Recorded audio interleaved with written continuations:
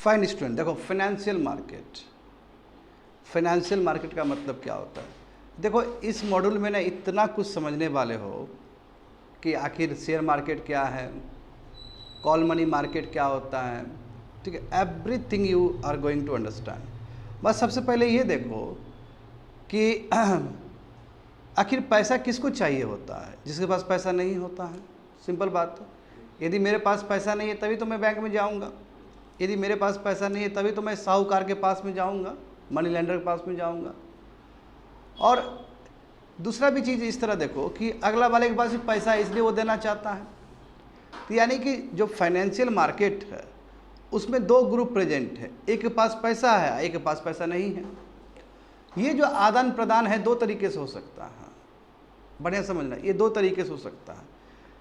या तो जो बैंक है या फिर जो इंडिविजुअल है, जो कंपनी है, वो पैसा दे रहा है किसी इंडिविजुअल को या किसी भी संस्था को, तो किस सोच में दे रहा है कि हम पैसा देंगे तो अगला वाला हमको इंटरेस्ट देगा और प्रिंसिपल देगा। एक तरीका ये हो सकता है, इसको बोलते हैं डेप्ट, इसको बोलते हैं डेप्ट मार्केट, कर्जा वाला मार्केट, जहाँ पे इंटरेस्ट का बात होगा, जहाँ पे इंटरेस्ट का बात होगा। DEBT, डेप्ट का स्पेलिंग तो आता होगा तुम लोग को ना, कि वो भी नहीं आता है। डेप्ट, समझे, डेप्ट मार्केट, इसको बोलते हैं डेप्ट मार्केट।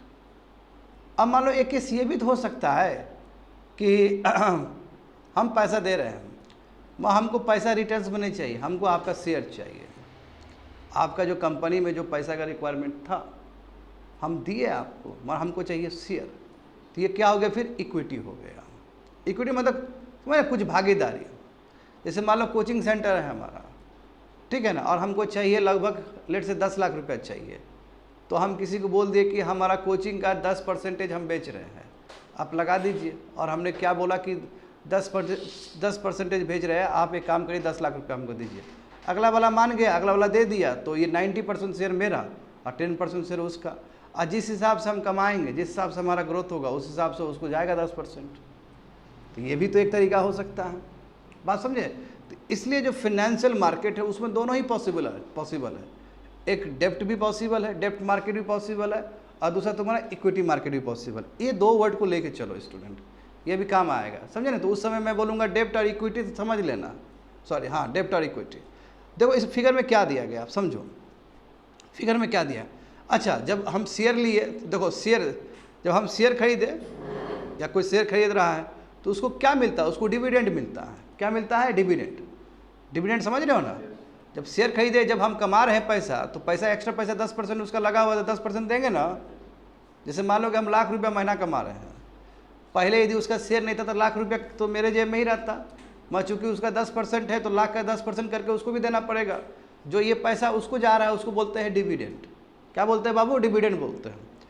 अब यहाँ पे ग्रुप में देखो, तुमको समझ में आ जाएगा बहुत सारा चीज़, कि एक तरफ पैसा दिखाया जा रहा है, एक तरफ फंड सरप्लस ग्रुप है, यानी कि बैंक सब है, फाइनेंशियल इंस्टीट्यूशन है, या फिर साहूकार है, इंडिविजुअल्स, उसके पास ढेर सारा पैसा है। दूसरे तरफ क्या कि फंड स्केर्स ग्रुप है, यानी कि ऐसा ग्रुप इंस्टीट्यूशन है कोई जिसके पास पैसे ही नहीं है, या इंडिविजुअल जिसके पास पैसे ही नहीं है।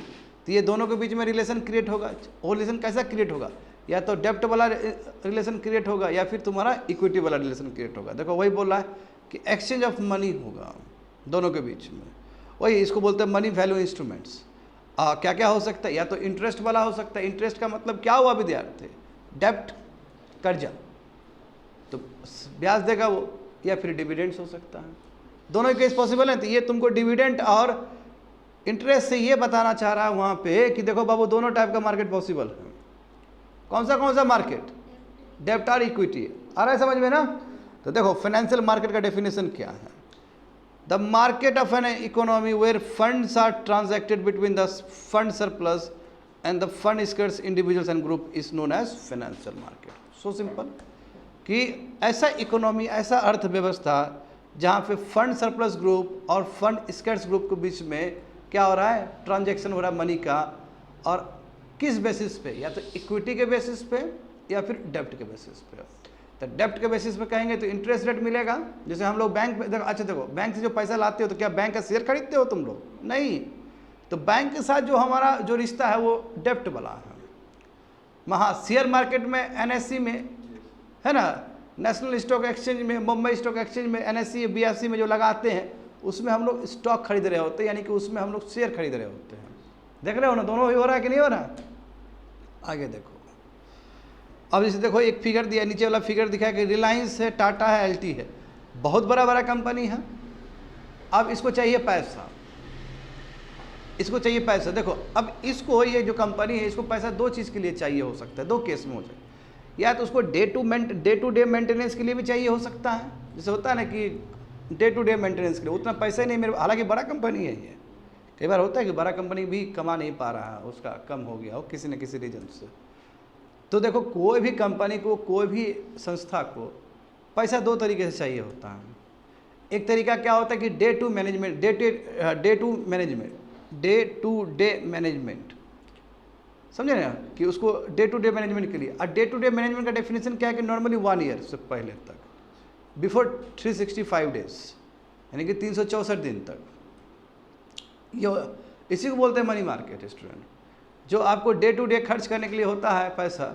और हाँ, हो सकता है रिलायंस इंडस्ट्रीज़ को, टाटा को, LT को चाहिए पैसा अपना लॉन्ग टर्म के लिए, और ज़्यादा इसको एक्सपांड करना है कंपनी को, ये भी तो केस हो सकता है। या तो शॉर्ट टर्म के लिए भी हो सकता है या फिर लॉन्ग टर्म के लिए भी हो सकता है। दोनों का उद्देश्य अलग है। दोनों का उद्देश्य कैसे अलग है? यदि शॉर्ट टर्म के लिए बोरो कर रहा है तो इसका मतलब वो डे टू डे मेंटेनेंस करना चाहता है, एम्प्लॉय को पैसा देना चाहता है, उसका कमी है उसको देना चाहता है। और लॉन्ग टर्म क्यों ले रहा है? ताकि वो चाहता है कि हमारा ऑपरेशन और हम बड़ा करें। हम यदि लॉन्ग टर्म ले रहे हैं पैसा, यानी कि 10 साल के लिए, 5 साल के लिए ले रहे हैं, तो हम चाह रहे हैं कि हमारा कोचिंग सेंटर बहुत बड़ा हो जाए, एसेट बड़ा हो जाए, हमें एसेट बनाने के लिए। और हाँ, हम 1 साल से पहले यदि ले रहे हैं तो एसेट बढ़ाने के लिए नहीं, हो सकता है हमको चेयर लगाना हो सकता है हमको डिजिटल बोर्ड लगाना हो सकता है हमको इस तरह का कुछ इंफ्रास्ट्रक्चर, हो सकता है हमको पेंट करना हो। तो ये मेरा डे टू डे मेंटेनेंस है। आया बुझने? ये चीज़ यहाँ पे चल रहा होता है। देखो समझ में आ जाएगा, सब समझ में आ जाएगा। देखो टिकट देखो बच्चे लोग, लिखना है, समझे ना, लिखना है सभी चीज़ को। तो फाइनेंशियल मार्केट के अंदर दो मार्केट, फाइनेंशियल मार्केट को हम लोग 2 भाग में डिवाइड कर सकते हैं, एक है मनी मार्केट, एक है कैपिटल मार्केट। समझ गए ना? तो मनी मार्केट कोई बोलेगा तो टेंशन नहीं लेना है विद्यार्थी लोग को। मनी मार्केट कुछ नहीं, फाइनेंशियल मार्केट ही है, जहाँ पे फंड सरप्लस ग्रुप से फंड स्कैर्स ग्रुप पैसा ले रहा है, समझे? हाँ, मगर ड्यूरेशन में फ़र्क है। अब देखो ये जो मैं तुम लोग को बताने वाला हूँ या बता रहा हूँ कि मनी मार्केट जो है वो शॉर्ट टर्म फंड है, यानी कि नॉर्मली 365 दिन से कम होता है, 1 साल से नीचे होता है। ये किस लिए किया जा रहा है? डे टू डे मेंटेनेंस के लिए किया जा रहा है, समझे? पैसा इसलिए लिया जा रहा है। अरे समझ में आ रहा है तुम लोग को मनी मार्केट क्या है?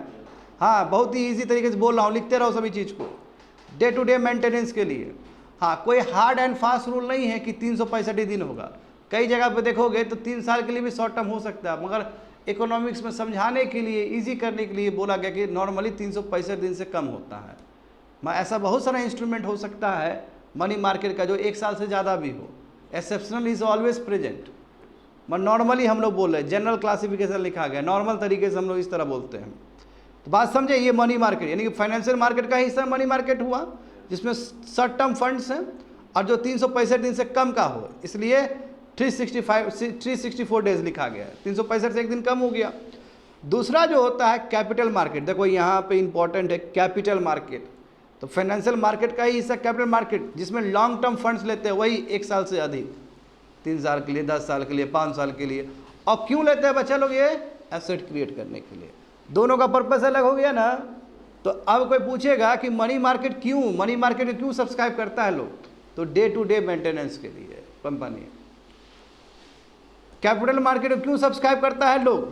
एसेट क्रिएट करने के लिए। आ जाएगा? एसेट मतलब संपत्ति क्रिएट करने के लिए, याद रहेगा ना? चलो आगे देखो।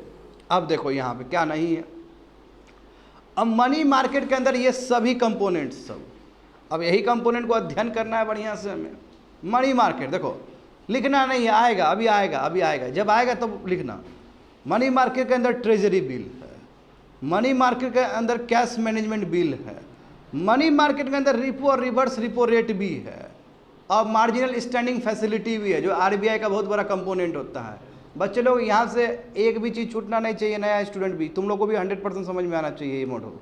नहीं आ रहा तो मार खाओगे। वहाँ पे फुल फोकस, रिपो और रिवर्स रिपो रेट, इसलिए मैं स्लो बता रहा हूँ। चौथा नंबर सर्टिफिकेट ऑफ डिपॉजिट, फिर उसके बाद commercial paper, and last one is call money market. अब मैंने कुछ बोला नहीं है, अभी डेफिनेशन में बताऊंगा क्या क्या होता है। तो ये जितने भी 1 2 3 4 5 6, ये जो 6 चीज़ हम तुमको बोले हैं ये सब मनी मार्केट के अंदर है। हाँ, इसका डेफिनेशन नहीं बताएं, डेफिनेशन बताएंगे तब लिखना।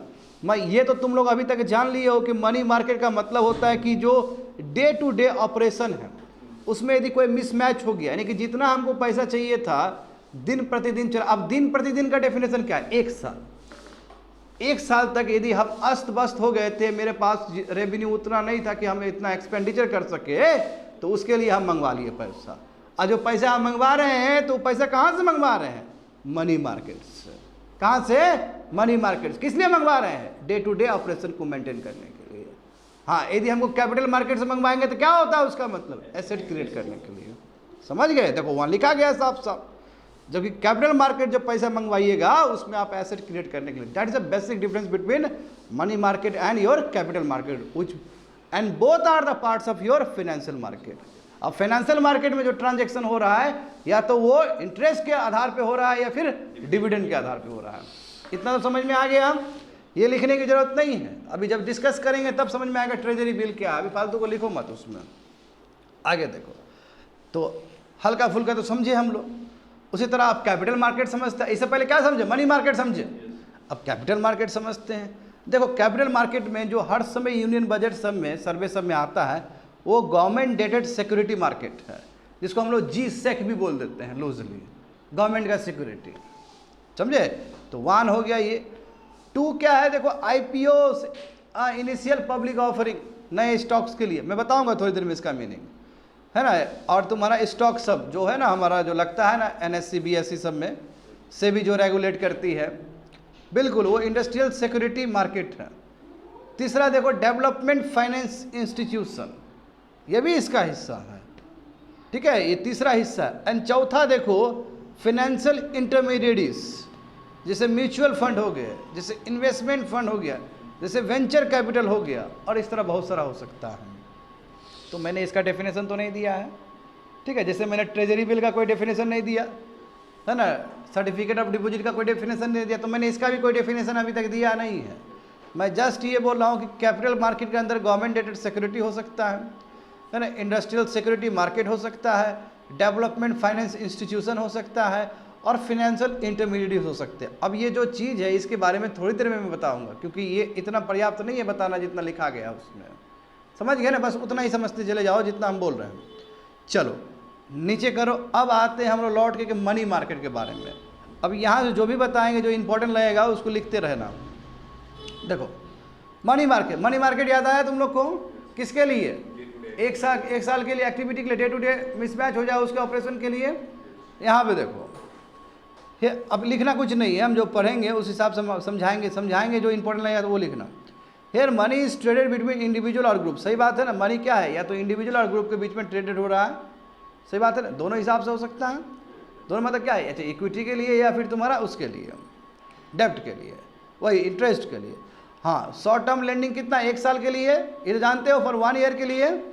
Instrument which are traded can facilitate quick conversion to money. सही बात है, वो मनी में ही कन्वर्ट हो जाएगा। जो भी इंस्ट्रूमेंट रहेगा इसमें शामिल रहेगा, यानी कि जो भी इंस्ट्रूमेंट हम बताने वाले हैं तुम लोग को, G-SEC सब, ट्रेजरी बिल सब क्या है? 1 साल के लिए है। कहने का मतलब ये हुआ। और देखो the interest rate depends on the demand. जो भी इंटरेस्ट रेट है डिमांड करता है कि डिपेंड करता है कि उस समय का क्या स्थिति है मार्केट का। अच्छा, तुम अभी जाएगा बैंक में पैसा लेने के लिए और तुम 2 साल बाद जाएगा बैंक में पैसा लेने के लिए, दोनों में अंतर होगा ना इंटरेस्ट रेट में। तो अभी का जो इंटरेस्ट रेट होगा वो तो RBI फिक्स करेगी ऊपर से। 2 साल बाद जाएगा तो RBI उस समय फिक्स करेगी। दोनों में अंतर है कि नहीं है? इसलिए जो भी इंटरेस्ट रेट है, जो आप जा रहे हो पैसा लाने के लिए कहीं से, हाँ, अपना डे टू डे ऑपरेशन को जो मिसमैच हो गया उसको ठीक करने के लिए, तो इंटरेस्ट रेट डिपेंड करता है कि उस समय मार्केट का क्या स्थिति है।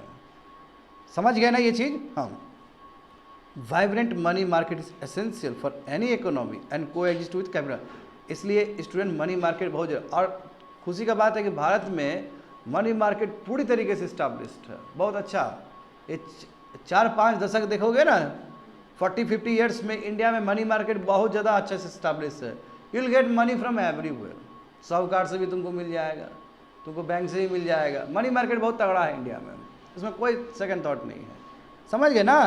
हाँ, organise money market in a just more than 2 decade. हाँ, बट चलो मनी मार्केट तो शुरू से ही प्रेजेंट था, मैं यदि हम ऑर्गेनाइज तरीके से देखें, ऑर्गेनाइज का मतलब क्या होता है, जैसे बैंक सब हो गया, बैंक में देखते हो ना कितना बढ़िया से तुम्हारा सब खाता होता चेक किया आता है, कोलेट्रल। तो देखोगे तो 20 साल, अभी 20 साल, वही 20-30 साल कह सकते हो, 20-30 साल से इसको बहुत ही अच्छे तरीके से, फॉर्मल तरीके से इसको बनाया गया, और इंडिया में कोई प्रॉब्लम नहीं है मनी मार्केट को लेके, फुल डिपेंड है, कहीं से भी तुम पैसा उठा सकते हो।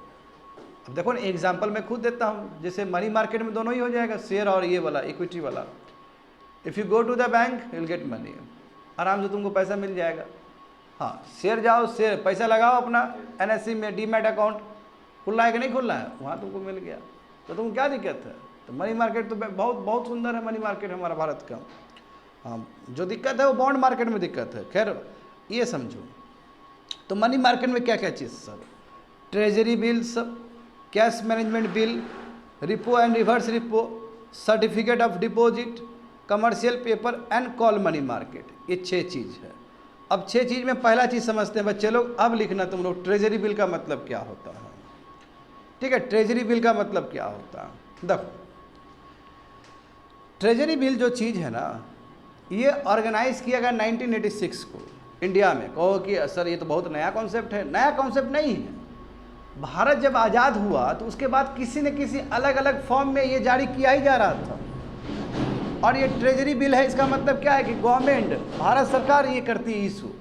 मैं भारत सरकार के बिहाफ में कौन इशू करेगी, कौन प्रमोटर होगी, reserve bank of India, RBI करेगी। आ रहा है समझ में।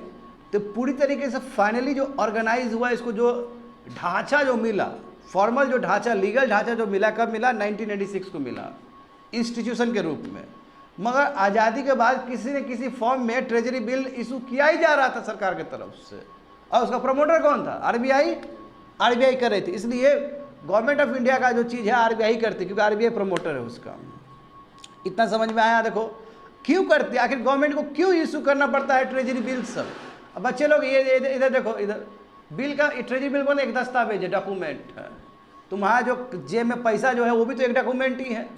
हाँ, उसमें भी क्या लिखा कि मैं धारक को इतना इतना देने का वचन देता हूँ। हाँ, RBI गवर्नर का नीचे सिग्नेचर, और ऊपर कौन गारंटी लिया है, सेंट्रल बैंक गारंटी लिया है। इसका मतलब क्या हुआ कि वो पेपर है, कोई गोल्ड से कोई वो नहीं है उसका एक्सचेंज। मैं तुम मान के चल रहे हो कि 100 रुपया है, 500 रुपया है, समझ रहे हो बात को ना। तो ये भी तो पेपर है, जब पेपर में सरकार लिख के दे रही तो उसका भी वैल्यू उतना ही ना है जी। वही ट्रेजरी बिल है। तो ट्रेजरी बिल का मतलब कोई बहुत अनोखा चीज़ नहीं है, सिंपल एक दस्तावेज होता है, एक पेपर होता है, सिंपल एक डॉक्यूमेंट है। और डॉक्यूमेंट किस लिए यूज़ करती है सरकार, शॉर्ट टर्म लिक्विडिटी के लिए। शॉर्ट टर्म लिक्विडिटी मतलब 365 दिन से कम के लिए, जब मान लो कि सरकार को पैसा चाहिए चलाने के लिए, डे टू डे एक्टिविटीज़ के लिए, 365 बताए थे ना, 365 दिन से नीचे तुम्हारा मनी मार्केट होगा, उसके लिए, समझे। तो सेंट्रल गवर्नमेंट इसको यूज़ करती है, शॉर्ट टर्म लिक्विडिटी रिक्वायरमेंट जो हो तब इसको इशू करती है। हाँ, इसके बिहाफ में इशू करने के लिए आता कौन है, रिजर्व बैंक ऑफ इंडिया। आ रहा है समझ में ना। हाँ, बढ़िया समझो ताकि UPSC का 2020 का क्वेश्चन तुम लोग बना पाना। अब बिल्कुल इसको मुझे सुपर स्लो में ही ले जाना है, तो इसलिए लिखते चलोगे अच्छे से, समझे। हाँ, at the same time in addition to the government they also function as a short term investment avenues for banks and financial institution. अब देखो इसका मतलब क्या है, जैसे ट्रेजरी बिल स्टूडेंट कितना इंपॉर्टेंट बात है। जैसे हम लोग बोलते थे ना CRR और SLR, कैश रिजर्व रेशियो और तुम्हारा स्टेजरी लिक्विडिटी रेशियो, ये चीज़ बैंक में मेंटेन करके रखना पड़ता है। तो याद करो कि मैंने, बच्चे लोग सुन रहे हो तुम लोग क्या बोल रहे हैं हम, बैंक को अतिरिक्त पैसा रखना पड़ता है ताकि बैंक का दिवालिया ना निकल जाए। तो उसमें 2 चीज़ था ना, एक कैश रिजर्व रेशियो था जिसका कितना परसेंटेज था, 6% के आसपास, और SLR कितना था, 18%, 18 ऐसे कुछ। तो जो 18% में, उसमें हम तुम लोग क्या बोले थे कि उसमें कैश भी हो सकता है, उसमें गोल्ड भी हो सकता है, और उसमें बॉन्ड भी हो सकता है, यानी कि ये भी चीज़ उसमें हो सकता है। क्योंकि इस बैंक ने सब्सक्राइब किया, इस बैंक ने सब्सक्राइब किया, सब्सक्राइब मतलब government of India the, government of India मतलब RBI ने इशू किया, तो ये बैंक जाके ले लिया, और वो पेपर जो तुम्हारा, जो पैसा ये दे दिया, वो पेपर तुम्हारे यहाँ पे, हाँ, SLR के रूप में काम कर रहा है, समझे। वही चीज़ है वहाँ पे। In addition to the government they also function as a short term investment avenues for the bank and financial institution. हाँ, एंड देखो eligible as a security for SLR। समझ गए बात को? जितना बोल रहे हैं उतना ही लिखो। तो ये तुम्हारा ट्रेजरी बिल है। तो ट्रेजरी बिल कोई पूछेगा तो बोल दोगे हे। हाँ, अब बाबू ये बताओ तो ट्रेजरी बिल में कोई शेयर का बात हुआ, डेप्ट का बात हुआ ना, इसमें इंटरेस्ट का बात होगा। हाँ, तो इसलिए लिखो ये तुम्हारा डेप्ट है, डेप्ट इंस्ट्रूमेंट है। ये साइड में लिख देना, ये डेप्ट इंस्ट्रूमेंट है। समझे? ये डेप्ट क्यों? क्योंकि इसमें शेयर का बात ही नहीं हुआ। शेयर का बात हुआ, कहीं बात नहीं हुआ। अब देखो सरकार, देखो सरकार क्या की, जारी की। सरकार क्या जारी की? ट्रेजरी बिल जारी की, मतलब जिससे की गवर्नमेंट सिक्योरिटी का हिस्सा ही है जिससे ये जारी की, दस्तावेज जारी की। तुम्हारे ऐसा मेरे ऐसा आदमी के पास जेब में पैसा था। देखो इधर देखो, हमने क्या किया कि सरकार बोली कि 100 रुपया वाला बॉन्ड है ये, तो हम बोले कि सर हमको दे दीजिए। और हम पूछे भी कि सर इंटरेस्ट कितना दीजिएगा, तो बोला कि 4% देंगे। हम बोले ठीक है। तो फिर सरकार हमको इंटरेस्ट भी देगी। और हो सकता है कि हम 1 साल से वही 1 साल तक खरीदे हूँ। वही एक तो 365 डेज से पहले होता है, तो 1 साल के लिए खरीद लिए। सरकार हमको ब्याज भी दी है, 1 साल के बाद जो हम पैसा दिए थे वो भी हमको दे दी। यानी कि हम 100 रुपये दिए थे, 100 रुपये के ऊपर हमको ब्याज भी मिला, और 1 साल के अंदर हमको 100 रुपये फिर लौटा भी देगा सरकार। पेपर चला गया सरकार के पास, इसलिए 1 ईयर शॉर्ट टर्म के लिए आ रहा है समझ में। इसलिए आप देखो इसमें कहीं शेयर का बात हुआ, कहीं सरकार का शेयर खरीदे नहीं, आप नहीं खरीद सकते हो इस तरह। तो इस तरह का जो बॉन्ड है, ट्रेजरी बिल है, वो क्या है? डेप्ट इंस्ट्रूमेंट है। आ रहा है समझ में ना? हाँ, तुमको क्लेरिफाई करना पड़ेगा, क्योंकि जानते हो कि फाइनेंशियल मार्केट में दोनों चीज हो सकता है, डेप्ट भी हो सकता है, इक्विटी भी हो सकता है। आगे देखो कैश मैनेजमेंट बिल। देखो अच्छा, कैश मैनेजमेंट बिल भी एग्जैक्टली ट्रेजरी बिल की तरह ही है, उसमें कोई ज़्यादा अंतर नहीं है, बट दिन का अंतर है, समय का अंतर है। बस इसका क्या है, 90 डेज तक इसका वैलिडिटी रहता है, मैच्योरिटी रहता है 90 दिन। बताओ 3 महीना के लिए ले रहा है, 3 महीना के लिए सरकार इशू कर रही है। समझ? अब मैं सरकार इशू कर रही है तो इसका मतलब समझ लो कि मैं RBI को भी बोल रहा हूँ, ठीक है ना? इसमें वो मत करना तुम लोग। हाँ, 90 डेज तक। तो यानी कि ट्रेजरी बिल और इसमें ज़्यादा अंतर नहीं ना है, बस दिन का अंतर है। बताओ वो लगभग 1 साल के लिए, ये कितना दिन के लिए बाबू? 3 महीना के लिए। आया समझ में? हाँ, ये भी भारत सरकार का दस्तावेज ही है, डॉक्यूमेंट ही है। और ये इंट्रोड्यूस देखो, वो उसको फॉर्मल 1996 में हुआ था, हालांकि आज़ादी के बाद किसी न किसी फॉर्म में था। मैं उसको जो फॉर्मल स्ट्रक्चर जो मिला 1996 को, ये देखो ये इंट्रोड्यूस किया गया था ऑल टुगेदर 2010 में इंट्रोड्यूस किया गया था। तो बहुत पुराना कहानी नहीं है बाबू, ये रिसेंट टाइम का ही फेनोमेना है। 2010 में इसको इंट्रोड्यूस किया गया था। शॉर्ट टर्म लिक्विडिटी, यानी कि शॉर्ट टर्म मतलब उससे भी ज़्यादा शॉर्ट टर्म, 3 महीना के लिए, उससे भी ज़्यादा शॉर्ट टर्म ना। वो शॉर्ट टर्म क्या है तुम्हारे? 1 साल के लिए है। टोटल शॉर्ट टर्म 1 साल के लिए हो सकता है, ये 3 महीना के लिए है, तो 3 महीना भी शॉर्ट टर्म ही हुआ, मैं उससे कम है ये। समझे? हाँ, एंड ये भी सुनो इधर, ये भी आप SLR के रूप में यूज़ कर सकता है बैंक सर। तो वही बोल रहा है कि most of the feature are similar, तो फीचर सब सिमिलर, इसका मतलब क्या? ये भी SLR के रूप में यूज़ होगा। समझ गए? कोई पूछ लेगा कि SLR में क्या क्या ये सब अलाउड है? बिल्कुल अलाउड है। कोई इस तरह भी पूछ सकता है क्या मनी मार्केट का जो इंस्ट्रूमेंट है क्या SLR में अलाउड है? बिल्कुल अलाउड है, क्योंकि मनी मार्केट का इंस्ट्रूमेंट का मतलब क्या होता है? यही सब चीज़ ना है। तो मनी मार्केट दे देगा, भौकाल क्रिएट कर देगा वहाँ पर, लगा कि भाई है क्या है, कुछ नहीं है, ये सब झूठों का चीज़ सब है उसमें। आया समझ में? तीसरा नंबर देखो, हाँ, repo and reverse repo rate. अब देखो रिपो और रिवर्स रिपो रेट देखोगे तो कोई टेंशन लेने वाला बात नहीं है। अब इसमें नहीं दिया गया हो क्योंकि ये बहुत पहले का था।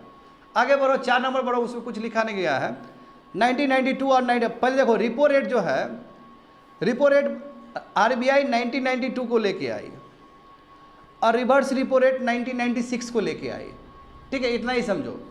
अब मैं उसका मीनिंग बताता हूँ, ठीक है? आगे बढ़ जाओ, क्योंकि कुछ दिया नहीं है उसमें, क्योंकि बहुत पुराना एक ज़माने का मॉडल है वो, और कई चीज़ तो बदल चुका है उसका। देखो बच्चे लोग समझो, रिपो रेट और reverse repo rate. Repo rate तो मैं बता चुका हूँ। रिपो रेट मतलब जब RBI बैंक को जब पैसा देगी तो इंटरेस्ट लेगी ना। अभी कितना है रिपो रेट? 6.5%, ऐसे कुछ है, 6.5%। तो ये जो है ये भी तुम्हारा क्या है? मनी मार्केट है, क्योंकि आखिर इंटरेस्ट ले रही ना, तो मनी मार्केट ही तो हुआ। Reverse repo rate, reverse repo rate का मतलब क्या कि जब बैंक के पास जब पैसा आ गया तो बैंक जमा करेगी, एक्स्ट्रा बैंक जमा करेगी कहाँ? RBI में। तो ऐसे तो फालतू का पैसा जमा करेगी नहीं, RBI से उसको इंटरेस्ट मिलना चाहिए। जो ये इंटरेस्ट मिलेगा RBI से उसको इंटरेस्ट मिलेगा, उसको क्या बोलेंगे? Reverse repo rate. कितना परसेंटेज है अभी? हाँ, 3, 5 या 7 तक ऐसे कुछ होगा। बात समझे? ये दोनों भी कोई पूछेगा क्या रिपो रेट और रिवर्स रिपो रेट या मार्जिनल स्टैंडिंग फैसिलिटी, लिखो MSF। हाँ, MSF तब दिया था, ये भी रिपो रेट की तरह ही है, रिपो रिवर्स नहीं, रिपो रेट की तरह है।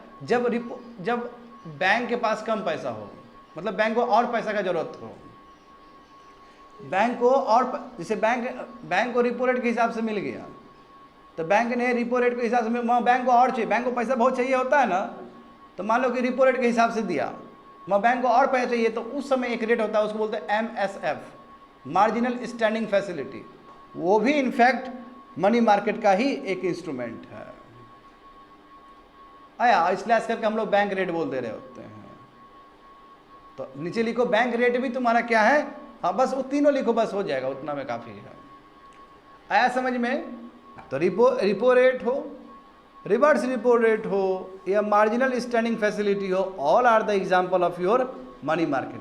कहोगे सर मनी मार्केट का एग्जाम्पल कैसे हुआ? अच्छा ये बताओ तो गधा लोग, इधर देखो तो रिपो रेट क्या है, 1 साल से ज़्यादा होता है? अरे नॉर्मली 2-3 साल से होता है। ये अलग बात है कि हम अभी सर्वे में पढ़ रहे हैं तो लगभग 16 महीना तक सेम रिपो रेट रख दिया, वो तो एक्सेप्शनल केस। नॉर्मली तो 2 महीना 3 महीना के लिए ही रिपो रेट होता है, रिवर्स रिपो रेट होता है। इकोनॉमी का जो स्थिति होता है उस हिसाब से रिपो रेट का तय किया आता है, रिवर्स रिपो रेट का अपना इंटरेस्ट तय किया आता है। तो हुआ कि नहीं हुआ मनी मार्केट? समझ रहे हो ना?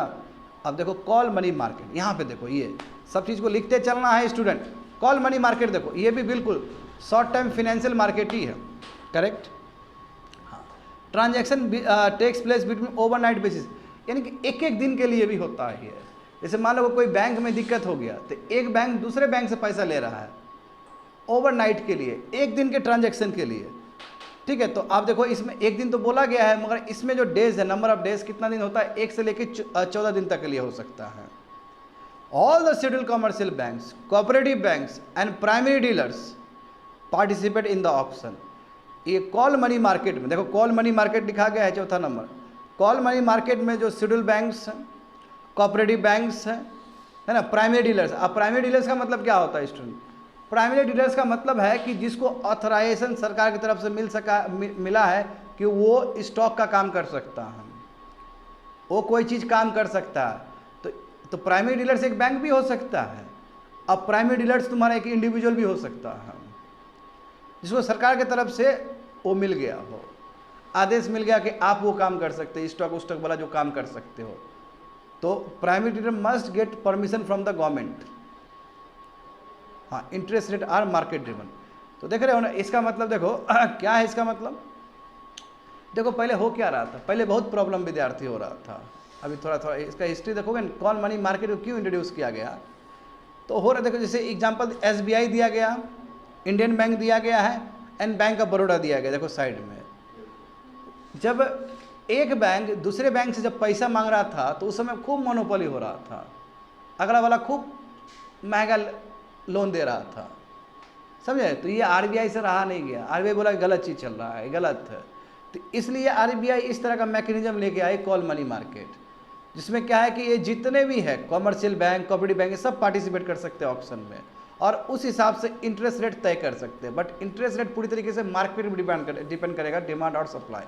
तो कोई पूछेगा तुमको कि कॉल मनी मार्केट क्या है, तो कॉल मनी मार्केट कुछ नहीं, मनी मार्केट का ही एक एग्जाम्पल है, जिसमें लिक्विडिटी कितना दिन तक के लिए, 1 से लेकर 14 दिन के लिए दिया जाता है। और इसमें कोई शेड्यूल कमर्शियल बैंक भी दे सकता है, इसका मतलब ये हुआ।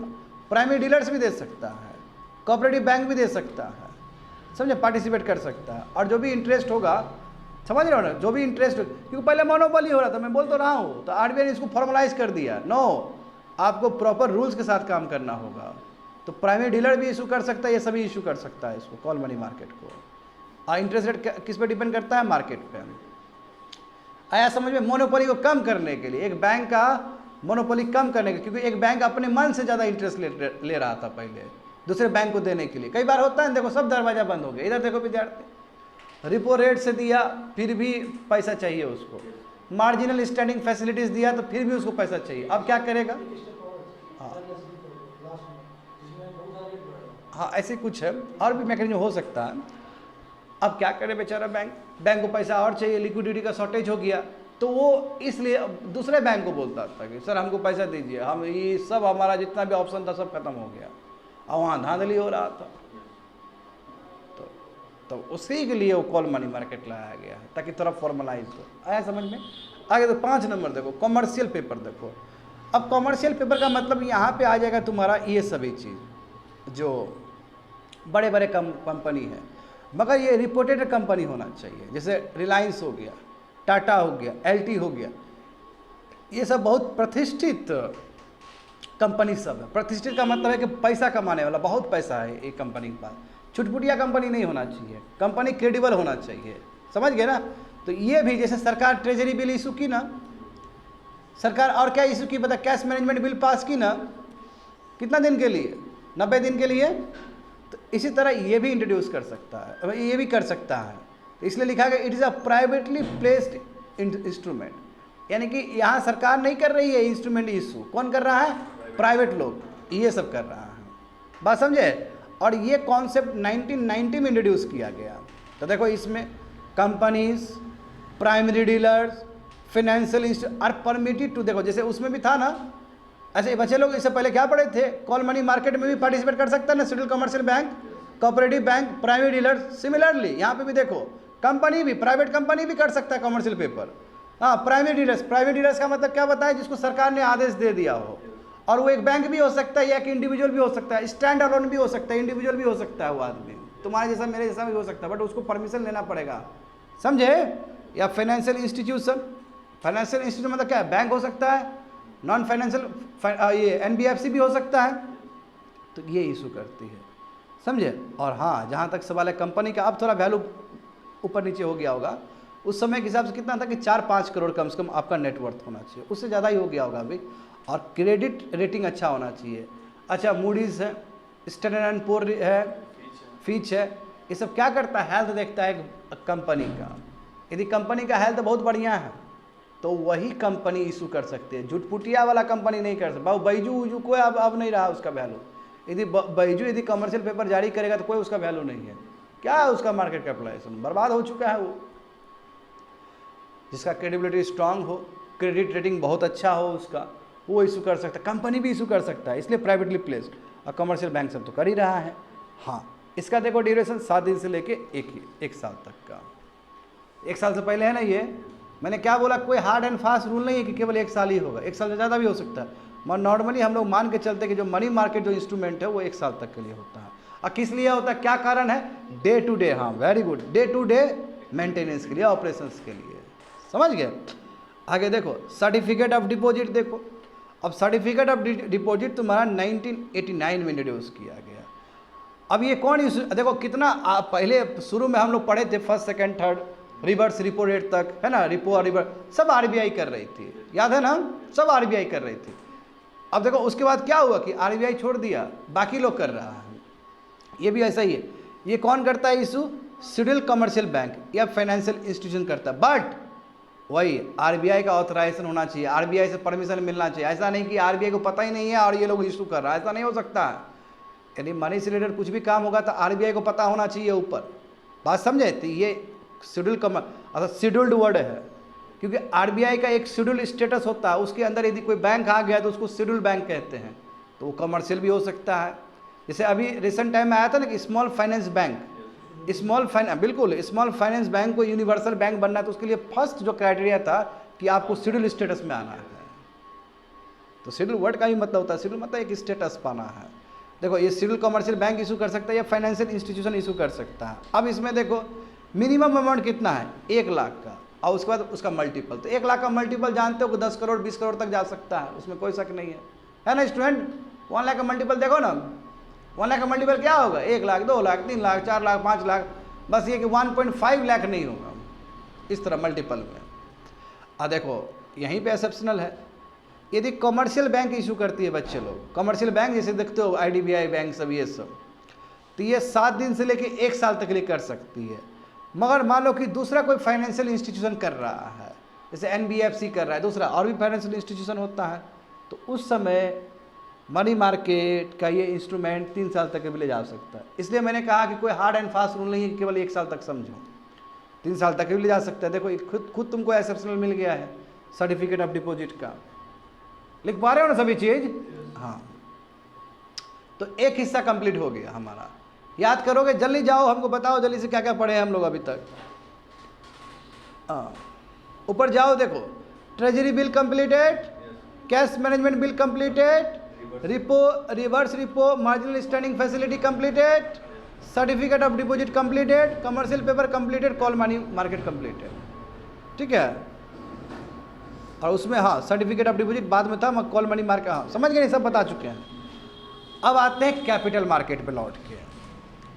कहाँ आते हैं? Capital market. बाबू कोई दिक्कत समझने में? कोई दिक्कत नहीं ना समझने में?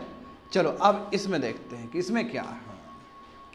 गवर्नमेंट डेटेड सिक्योरिटी नंबर 1, दूसरा क्या है? इंडस्ट्रियल सिक्योरिटी मार्केट, तीसरा क्या है? DFI डेवलपमेंट फाइनेंस इंस्टीट्यूशन, और चौथा क्या है तुम्हारा? Financial intermediates. इसको आस्ते आस्ते करके देखते हैं। नीचे जाओ, एक ही बार वहाँ बताना गलत हो जाएगा।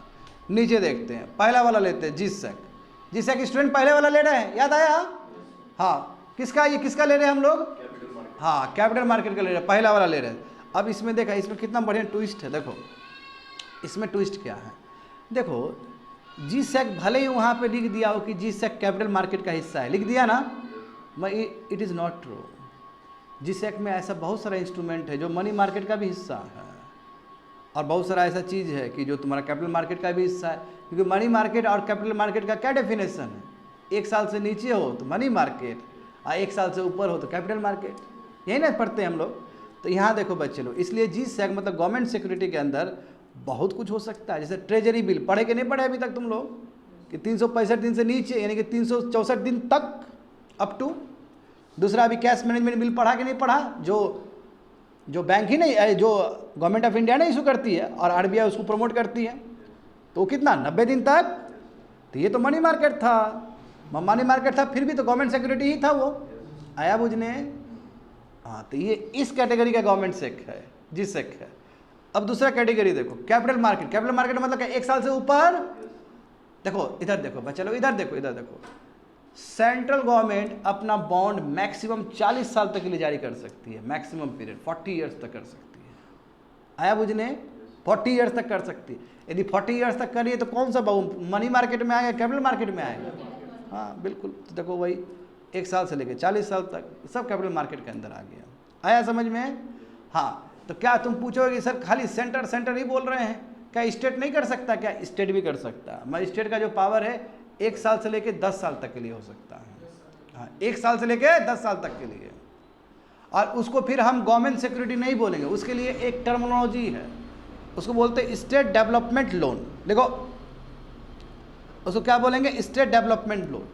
वो भी जीसैक ही है एक्चुअली, मैं चूँकि सेंट्रल गवर्नमेंट का जीसैक और इसमें कोई कन्फ्यूजन ना हो, आया समझ में? स्टेट भी कर सकता है, स्टेट मतलब राज्य, बिहार राज्य भी कर सकता है। मैं उसका मैच्योरिटी कितना है, वैलिडिटी कितना है तुम्हारा? हाँ, 1 से लेके 10 साल। बात समझे? स्टेट डेवलपमेंट लोन लिखो, ये सब चीज़ बढ़िया से लिखो, ये सभी चीज़ को स्टेट भी कर सकता है। तो अभी कभी भी हम इकोनॉमिक सर्वे में सुनते हैं, इंडियन बजट में सुनते हैं जीसैक, तो दिमाग तुम्हारा स्टेट की तरफ नहीं जाना चाहिए। कहाँ जाना चाहिए? डायरेक्ट सेंटर, क्योंकि स्टेट का बात होगा तो स्टेट डेवलपमेंट लोन बोल देगा ना। हाँ, एक बात हमें मानना पड़ेगा यहाँ पे, सुनो बच्चे लोग, चाहे मनी मार्केट का इंस्ट्रूमेंट हो जीसैक का, मतलब चाहे ट्रेजरी बिल हो, चाहे कैश मैनेजमेंट बिल हो, चाहे 1 साल से ऊपर से लेकर 40 साल तक गवर्नमेंट का हो, भारत सरकार का, सेंट्रल गवर्नमेंट का, चाहे स्टेट डेवलपमेंट लोन हो, ये सबको कोई मैनेज करती है तो RBI है।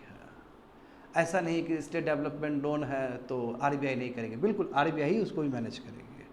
आया समझ में ना ये चीज़? तो कैपिटल मार्केट का ये जो अंश 1 से लेकर 40 साल तक, जिसमें सेंट्रल गवर्नमेंट भी कर सकती, सेंट्रल गवर्नमेंट ही कर रही है, प्लस 1 से लेकर 10 साल तक स्टेट डेवलपमेंट लोन, तो ये कैपिटल मार्केट का हिस्सा। मनी मार्केट का treasury bill plus cash management bill, ये दोनों, तो ये सबको हम लोग एक साथ देखेंगे तो क्या है, ये तुम्हारा गवर्नमेंट सिक्योरिटीज़ है। बट ये स्टेट डेवलपमेंट लोन उसका एक अपना टर्मिनोलॉजी है, ठीक है, उसको अलग करके जीसैक में वो नहीं लेते हैं, मगर स्टेट गवर्नमेंट को भी अधिकार है इशू करने का। समझ गए ना? ये कंप्लीट हो गया। दूसरा देखो बच्चे लोग, हाँ, वही चीज़ को इसमें लिख दिया गया है। देखो जो ऊपर चार्ट में समझाया गया है तुम लोग को, वहाँ पे लिखा गया है गवर्नमेंट डेटेड सिक्योरिटी। देखो इसमें देखो गवर्नमेंट डेटेड, डेटेड मतलब क्या होता है, कितना समय के लिए, क्या वो 10 साल के लिए, क्या वो 5 साल के लिए। सिक्योरिटी, सिक्योरिटी मतलब क्या है, रिसिप्ट दे रहा है आपको, डॉक्यूमेंट दे रहा है। तो ये देखो यदि सिक्योरिटी 1 साल से ऊपर हो, देखो कितना इंपॉर्टेंट, देखो कितना इंपॉर्टेंट डेफिनेशन दे दिया तुम लोग को। यदि सिक्योरिटी यानी कि मैच्योरिटी, मैच्योरिटी मतलब कब खत्म होगा वो डॉक्यूमेंट्स का वैल्यू। जैसे हमारा करेंसी का वैल्यू कभी खत्म नहीं होता है। मोदी जी आके बोल दिए कि भाइयों और बहनों 12 बजे के बाद इसका वैल्यू खत्म होता है, वैल्यू खत्म हो गया, वो कागज बन गया, समझे। तो यदि सिक्योरिटी यानी कि जो इसका मैच्योरिटी 1 साल से अधिक हो तब जाकर उसको डेटेड सिक्योरिटी बोला जाता है, साल हो तो। इसलिए कोई पूछेगा तुमसे कि बोलो बाबू क्या treasury bill, cash management bill, क्या वो डेटेड होगा, तो वो डेटेड नहीं होगा। डेटेड होने के लिए कम से कम 1 साल से ऊपर होना चाहिए। वेरी वेरी इंपॉर्टेंट, देखो यही नहीं बोला गया है। हाँ, जितने भी सिक्योरिटीज होगा आरबीआई ही मैनेज करेगा बस। हाँ बच्चे लोग, मस्त वाला चीज़ है, यूपीएससी में पूछ लिया गया था ये चीज़, PDONDS प्लेटफॉर्म। तो ऑक्शन जो होते हैं यानी कि सरकार ने जारी किया, अब तुम्हारे और मेरे साथ पार्टिसिपेट करके खरीद सकता है इसी पोर्टल पे, इसी प्लेटफॉर्म पे। जैसे तुम लोग का है बीपीएससी का एग्ज़ाम निकलता है, जाते हो ना बीपीएससी फॉर्म भरने के लिए, प्लेटफॉर्म में भरते हो ना, उस तरह ये फॉर्म निकल रहा है गवर्नमेंट डेटेड सिक्योरिटीज़ का। किसमें, पब्लिक डेप्ट ऑफिस निगोशिएटेड डीलिंग सिस्टम, ठीक है। तो ऑक्शन तुम्हारा ये डिजिटली होता है, यू गो एंड क्लिक और देना है पैसा, दे दो अपना। They can also be purchase through primary dealers in secondary market. Very very important, आपको प्राइमरी मार्केट से खरीदना है तो आरबीआई इशू कर दी, प्राइमरी मार्केट हुआ ना। जैसे देखो प्राइमरी मार्केट और सेकेंडरी मार्केट, यहाँ पे थोड़ा सा डेफिनेशन समझना पड़ेगा तुम लोग को। बच्चे लोग, ये किसने इशू किया, ये जब हम डिजिटली गए ऐसे करने के लिए तो डायरेक्ट आरबीआई ने इशू किया, यानी आरबीआई ही प्रमोटर है, गवर्नमेंट ऑफ इंडिया आरबीआई एक ही चीज़ है।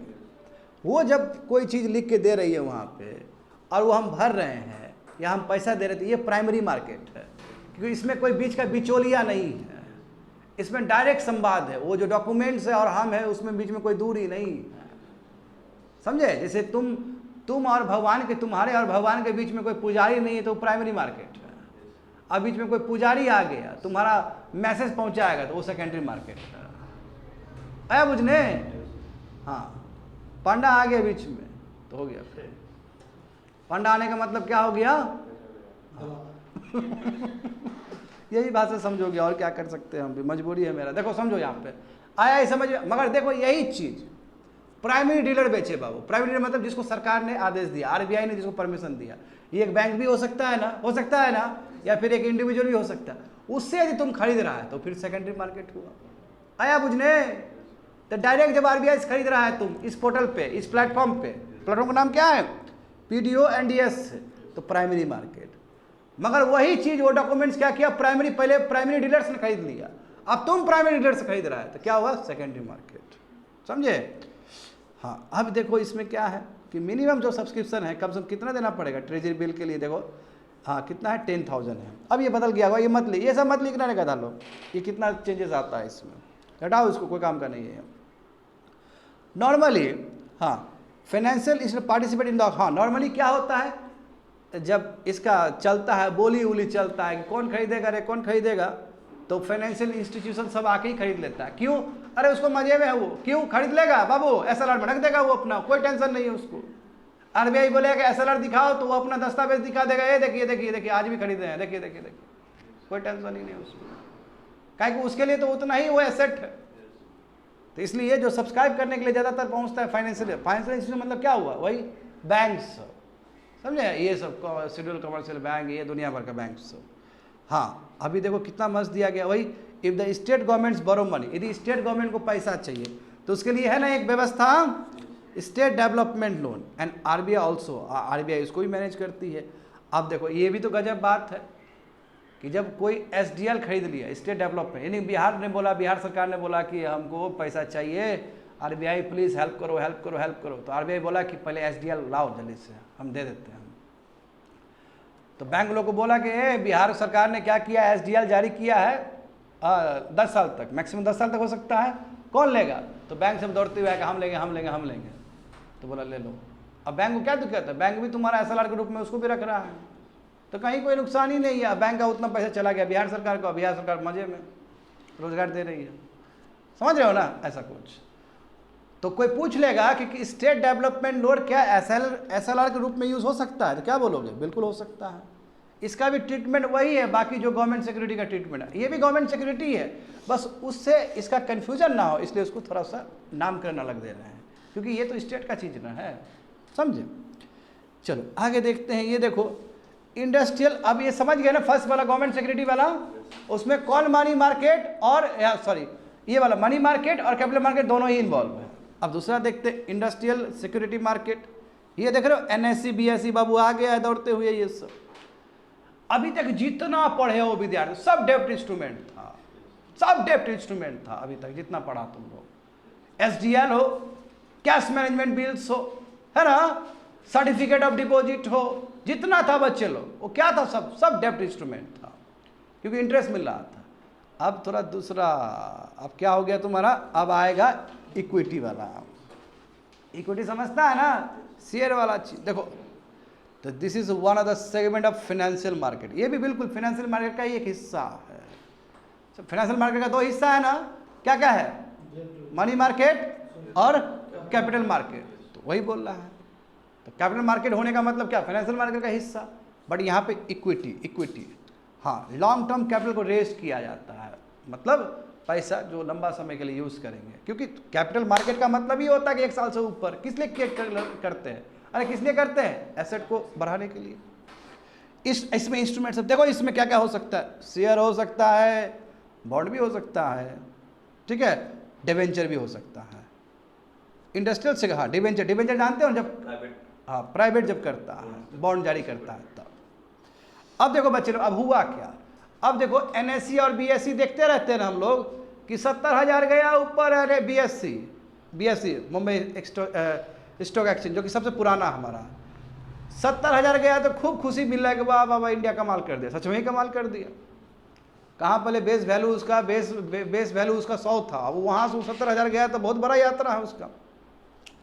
अभी देखो हुआ क्या इसमें, जितने भी तुम NSE देखते हो, नेशनल स्टॉक एक्सचेंज जिसका न्यूज़ में आता है, या बॉम्बे स्टॉक है, सब सेकेंडरी मार्केट है बच्चा लोग, सब सेकेंडरी मार्केट है।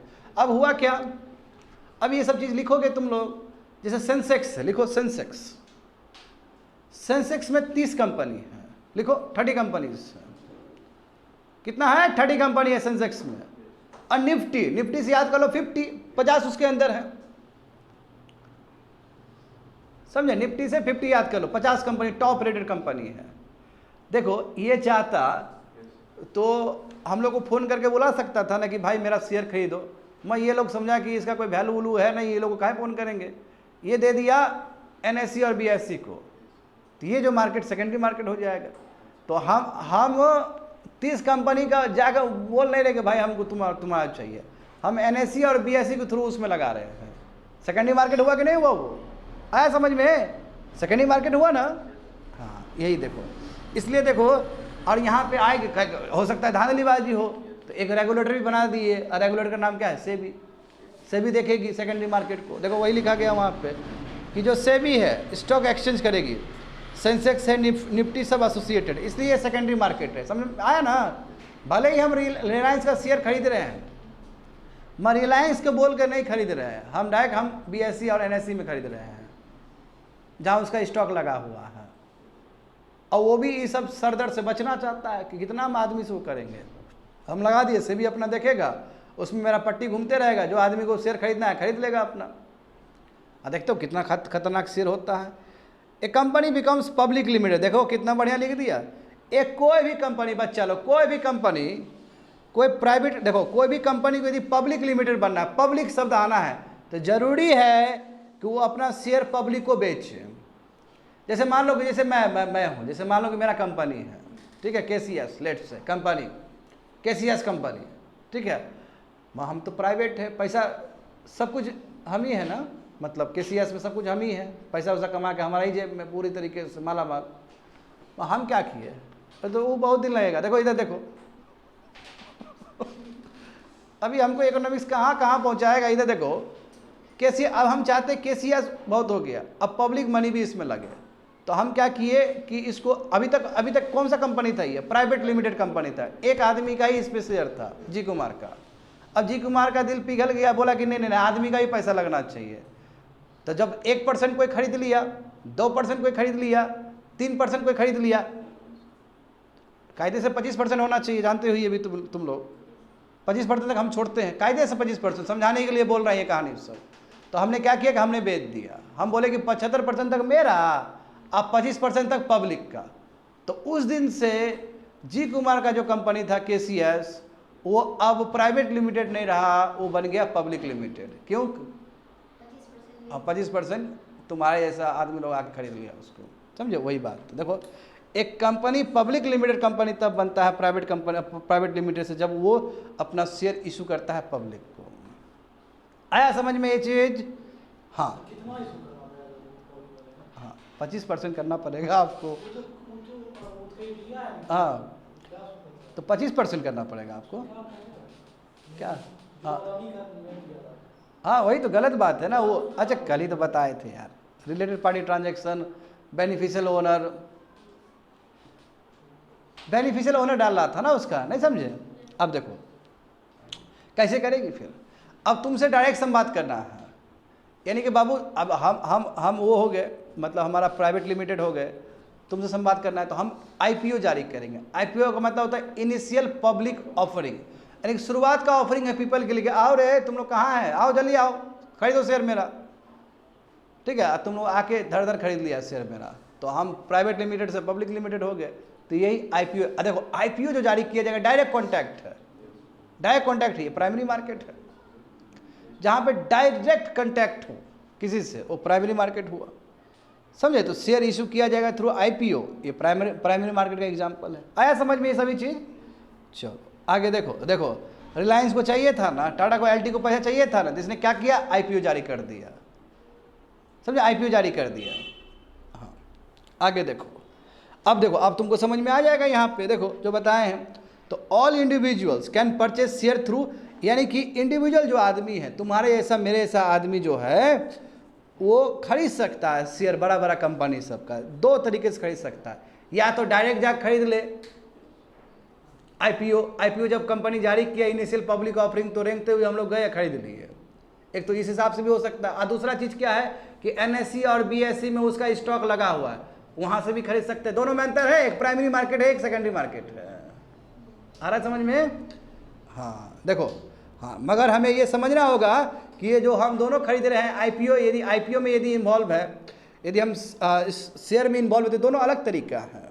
अलग तरीका मतलब इसी चीज़ को इसलिए हम कहते हैं कि इंडस्ट्रियल सिक्योरिटी मार्केट, यानी कि सिंपल सिक्योरिटी मार्केट को भी दो भाग में डिवाइड कर सकते हैं। एक प्राइमरी मार्केट जैसे एग्जांपल आईपीओ, और दूसरा क्या है तुम्हारा सेकेंडरी मार्केट, जहाँ पे शेयर को ट्रेड किया जा रहा है। आया समझ में? तो बाबू एनएससी और बीएससी कर क्या रहा है? वो सेकंड वाला काम कर रहा है। सेंसेक्स और निफ्टी कर क्या रहा है? तो सेकंड वाला काम कर रहा है। सेकंड का मतलब क्या होता है? Secondary market. देखो प्राइमरी मार्केट कैसे, देखो यहाँ पे समझो इस चीज़ को। Company go for expansion, company को जाना है, एक्सपांसन करना है, उसको एसेट बनाना है, बड़ा कंपनी बनाना है उसको, समझे? उसने क्या किया? आईपीओ जारी कर दिया। अच्छा बच्चा लोग, तुम लोग को कितना 50 बार बोल चुके हैं ना, ये कैपिटल मार्केट है। कैपिटल मार्केट का मतलब जो पैसा रेस करेगा वो कैपिटल क्रिएट करने के लिए, एसेट क्रिएट करने के लिए ही करेगा। देखो तो कंपनी एक्सपांसन कर दिया, आईपीओ जारी कर दिया वो, तो company take the help of investment bank to work as a underwriter. हाँ इसमें देखो, इसमें क्या करता है कंपनी सब कि बाकी बैंक का भी सहयोग लेता है कुछ बनाने के लिए, समझे? Company take the help of investment bank to work as a underwriter to render service like the pricing stabilising market. यानी कि देखो कंपनी को भी तो उतना आइडिया नहीं होगा कि आईपीओ कितना होना चाहिए, एक शेयर का वैल्यू मेरा क्या हो, तो उसके लिए एक एक्सपर्ट को बुलाता है, वो एक्सपर्ट है, वो उसको बोलते हैं इन्वेस्टमेंट बैंक। तो इन्वेस्टमेंट बैंक आगे बोलता है ठीक है आपका ये होगा प्राइसिंग, आप ऐसे करिएगा, आप वैसे करिएगा, आप इस तरह दीजिएगा, तो वो उसको समझाता है। मगर दुर्भाग्य की बात है कि इंडिया में इन्वेस्टमेंट बैंक का क्रेडिबिलिटी उतना स्ट्रांग नहीं है जितना वर्ल्ड में है। यूनाइटेड स्टेट्स का इन्वेस्टमेंट बैंक देखोगे ना, बहुत ही तगड़ा है। आ रहा है इतना समझो ना बच्चे लोग क्या बोल रहे हैं हम। मगर जब इनिशियल पब्लिक ऑफरिंग जब इशू करेगा प्राइमरी मार्केट में कौन? कंपनी, तो उस समय वो सलाह लेगा किसका? इन्वेस्टमेंट बैंक का। अभी मैं थोड़ी देर में बताऊंगा इन्वेस्टमेंट बैंक क्या होता है, जितना चाहिए उतना बता रहे हैं, वो लिखते रहो सभी चीज़ को वहाँ पे। सेकेंडरी मार्केट क्या है? ये एक इंस्टीट्यूशन अपने एक संस्था है, और इसको सेटअप ही इसलिए किया गया था ताकि शेयर, बॉन्ड, डिबेंचर सबको ट्रेड किया जा सके, वो बेचा जा सके, और तुम्हारे और मैं ऐसा आदमी उसको खरीद सके।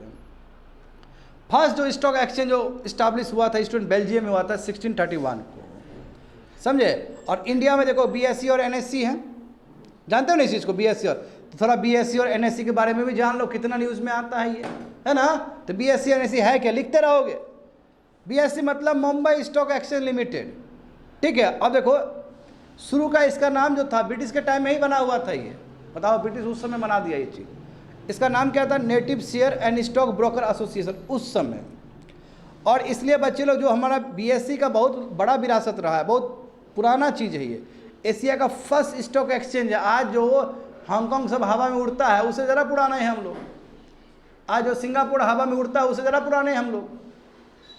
हांगकांग से बड़ा टक्कर होता है ना हांगकांग से, तो उससे पुराने हैं बीएसई, समझे। अब देखो, अब मज़ा तो अब ना आएगा, देखो समझना पड़ेगा। सेंसेक्स में कितना है, 30 कंपनी है, बोले ना अभी बच्चे लोग, 30 कंपनीज हैं। हाँ देखो, is the 30 stock index of BSE and is widely regarded as a benchmark. हाँ 30 ही कंपनी तुम्हारा है। अब देखो इसका बेस है, बेस ईयर देखो, अच्छा बेस ईयर के हिसाब से ही होगा ना। जैसे तुमको पूछा जाए कि बाबू कौन से ईयर में तुम सिविल सर्विस का तैयारी करना शुरू किया, तो एक ईयर बताओगे ना, और उसके हिसाब से तुम्हारा ग्रोथ देखा जाएगा कितना ग्रोथ हुआ। तो इसका जो बेस ईयर था, हाँ बेस ईयर 1978 और 79 एंड इंडेक्स 78 और 79 बेस ईयर है। बट वही और वही बट बोलना गलत बात होगा उस समय, इसलिए चूंकि 78 और 79 जो है उसको 100 मान लिए वैल्यू। सोचो अब तुम गधा लोग सोचो, 78 79 में 100 था उसका वैल्यू, और अभी 70,000 है। गजब जंप ना, गजब जंप ना। यानी कि उस समय तुम 1 रुपया कोई चीज़ खरीदा होगा, वो अभी 70,000 हो गया। मल्टीप्लाई करो, मतलब करोड़पति बन जाएगा ऐसे बैठे बैठे, समझ रहे बात को ना। इसलिए एक झुनझुन वाला थे ना, जिनका देहांत हो गया, हाँ राकेश झुनझुन, वो यही काम करते थे, बहुत तेज थे वो बैठे बैठे बहुत कमाते थे, करोड़पति बन गए थे, वो दिमाग बहुत तगड़ा था, समझ गए। ये देखो इस तरह, इसलिए तो बोलते हैं कितना ग्रोथ किए हम लोग। 78 79 कोई पुराना थोड़ी चीज़ है ये, बहुत नई चीज़ है ये, 40 साल पहले का ही बात है ना, ऐसे कुछ, समझ गए। तो बहुत हमारा, इसलिए बोलते हैं ना कि सेंसेक्स वो बढ़ता है इतना ज़्यादा, बहुत तगड़ा वृद्धि है ये, बहुत बड़ा वृद्धि है ये। हाँ अब उसको मल्टीप्लाई करो ना, तो बहुत ज़्यादा है एक्चुअल, इनफैक्ट उसको समझ आओ, बहुत ज़्यादा है, इतना ही समझ आओ, टू मच बढ़ा है हमारा उस हिसाब देखा है। तो एनएससी देखो, एनएससी 1992 में, देखो कितना न्यूली चीज़ है ये, नेशनल स्टॉक एक्सचेंज। अब इसका जो प्रोमोटर था उस समय दौड़ते हुए आया था कुछ संस्था के, बनाएंगे एनएससी भी, बीएससी तो ठीक था, एनएससी भी बनाएंगे। तो आईडीबीआई दौड़ते हुए आया, एलआईसी दौड़ते हुए आया, और जीआईसी भी तुम्हारा वही फाइनेंशियल इंस्टीट्यूशन ही है, डीएफआई है, डेवलपमेंट फाइनेंस इंस्टीट्यूशन, जिसका काम था कि लंबा पीरियड के लिए लोन देने वाला ये संस्था सब। डीएफआई का मतलब होता है डेवलपमेंट फाइनेंस इंस्टीट्यूशन। ये भी एक तरह से बैंक ही है, बट इसका काम क्या है कि जो लंबा प्रोजेक्ट बनाए 10 साल के लिए, 20 साल, उसको लोन देने वाला ये सब बैंक है। तो आईडीबीआई, एलआईसी, जीआईसी आके स्पॉन्सर बना। हाँ इसमें बताएं, निफ्टी को याद कर लो 50, तो 50 टॉप कंपनी का शेयर, अलग अलग 22 सेक्टर से, डिफरेंट 22 सेक्टर से। एक सेक्टर से ये आया तो दूसरे सेक्टर से ये आ रहा है, सेक्टर समझ रहे हो, कोई एग्रीकल्चर से, कोई इंडस्ट्री का, कोई टेक्सटाइल से, ऐसे करके। हाँ इसका 1995 में बच्चे लो बेस इंडेक्स कितना था, 1000 था, है ना। और ये भी बहुत तगड़ा उठा है। Emerge is the SME platform of NSC and CNX Nifty was developed by Ajay Shah and Sushant Thomas. तो इसका सीएनएक्स निफ्टी भी डेवलप्ड हुआ था, मतलब इससे रिलेटेड है तुम्हारा, कह सकते हो इसी संबंधित तुम्हारा और भी डेवलप किया है। तो ये एनएससी और बीएससी तुम्हारा ये कहानी। अब देखो फिगर भी देख लो बच्चे लोग, एनएससी जो भारत का झंडा है वो एनएससी का फिगर है, इधर देखोगे तो बीएससी है। देखते हो सेंसस बढ़ रहा है तो आ रहा है ना वहाँ पे। हाँ तो अभी तक तुम लोग क्या समझे, गवर्नमेंट डेटेड सिक्योरिटी समझ गए अच्छे से, इंडस्ट्रियल सिक्योरिटी मार्केट भी समझ गए बढ़िया से। अब तुमको समझना है डीएफआई, डेवलपमेंट फाइनेंस इंस्टीट्यूशन समझना है। जो कि अभी देखे हो बच्चे लोग एकदम 100% कंसंट्रेशन के साथ रहोगे क्लास में। DFI अभी जस्ट देखे थे, DFI IDBI था, ICICI था, वो DFI था। अब मैं तुम लोग को रियल में डेफिनेशन बताऊंगा DFI का। नीचे चलो। अच्छा अभी यहाँ पे देखो तुम लोग, मुझे थोड़ा एक बार देखो, थोड़ा सा कहानी बताना है मुझे। देखो अब देखो बैंक जो है, अब बैंक में जाते हो, बोलते हो सर हमको पैसा दीजिए, वो पैसा तुमको दे देता है तुम्हारा सब कुछ देखते हुए कि ठीक है दे देंगे, और तुमको साल भी देता है कि चलो 2 साल 3 साल कितना लेना है ले लो, और इंटरेस्ट भरते रहो। मान लो कि कोई बैंक में पहुंचा और उसको एक प्रोजेक्ट बनाना है, हाईवे प्रोजेक्ट बनाना है, सबसे बढ़िया। वहाँ हाईवे प्रोजेक्ट बनने में तो 5 साल लगता है। जैसे ब्रिज व्रिज बनने में देखते हो, सिमरिया पुल कब से बन रहा है, अब कितना दिन और लगेगा, और इसके लिए भी तो कहीं से पैसा आया होगा। तो मान लो कि कोई बैंक से सिमरिया पुल के लिए या कोई भी सिंपल ब्रिज के लिए गया पैसा मांगने के लिए, यदि बैंक पैसा दे दे तो क्या ये प्रोजेक्ट उसको लौटा पाएगा पैसा? नहीं, क्योंकि जब तक वो पूरा बन के तैयार नहीं होगा, जब तक वहाँ पर ट्रैफिक नहीं आएगा, तब तक तो पैसा आनी नहीं होगा। तो इसलिए ऐसा जो प्रोजेक्ट जिसको बनने में टाइम लग रहा है और इकोनॉमिक वायबल बनने में, पैसा कमाने में समय लग रहा है, तो ऐसे जो लोन है इसको लॉन्ग जेस्टेशन पीरियड वाले लोन कहते हैं। इसको क्या कहते हैं? लॉन्ग जेस्टेशन पीरियड, यानी कि उसको फल देने में बहुत समय लगेगा। अब देखो तुम चले गए यूनिवर्सल बैंक के पास, मतलब जो बैंक सब देखते हो IDBI, और उससे तुम पैसा लोगे और ये बनाओगे तो बैंक बर्बाद नहीं हो जाएगा? नहीं, क्योंकि वो बैंक को हर समय पैसा चाहिए और कस्टमर को देने के लिए 1 साल 1.5 साल वाले, और ये जो ले रहा है 10-15 साल के लिए, प्रॉब्लम ना।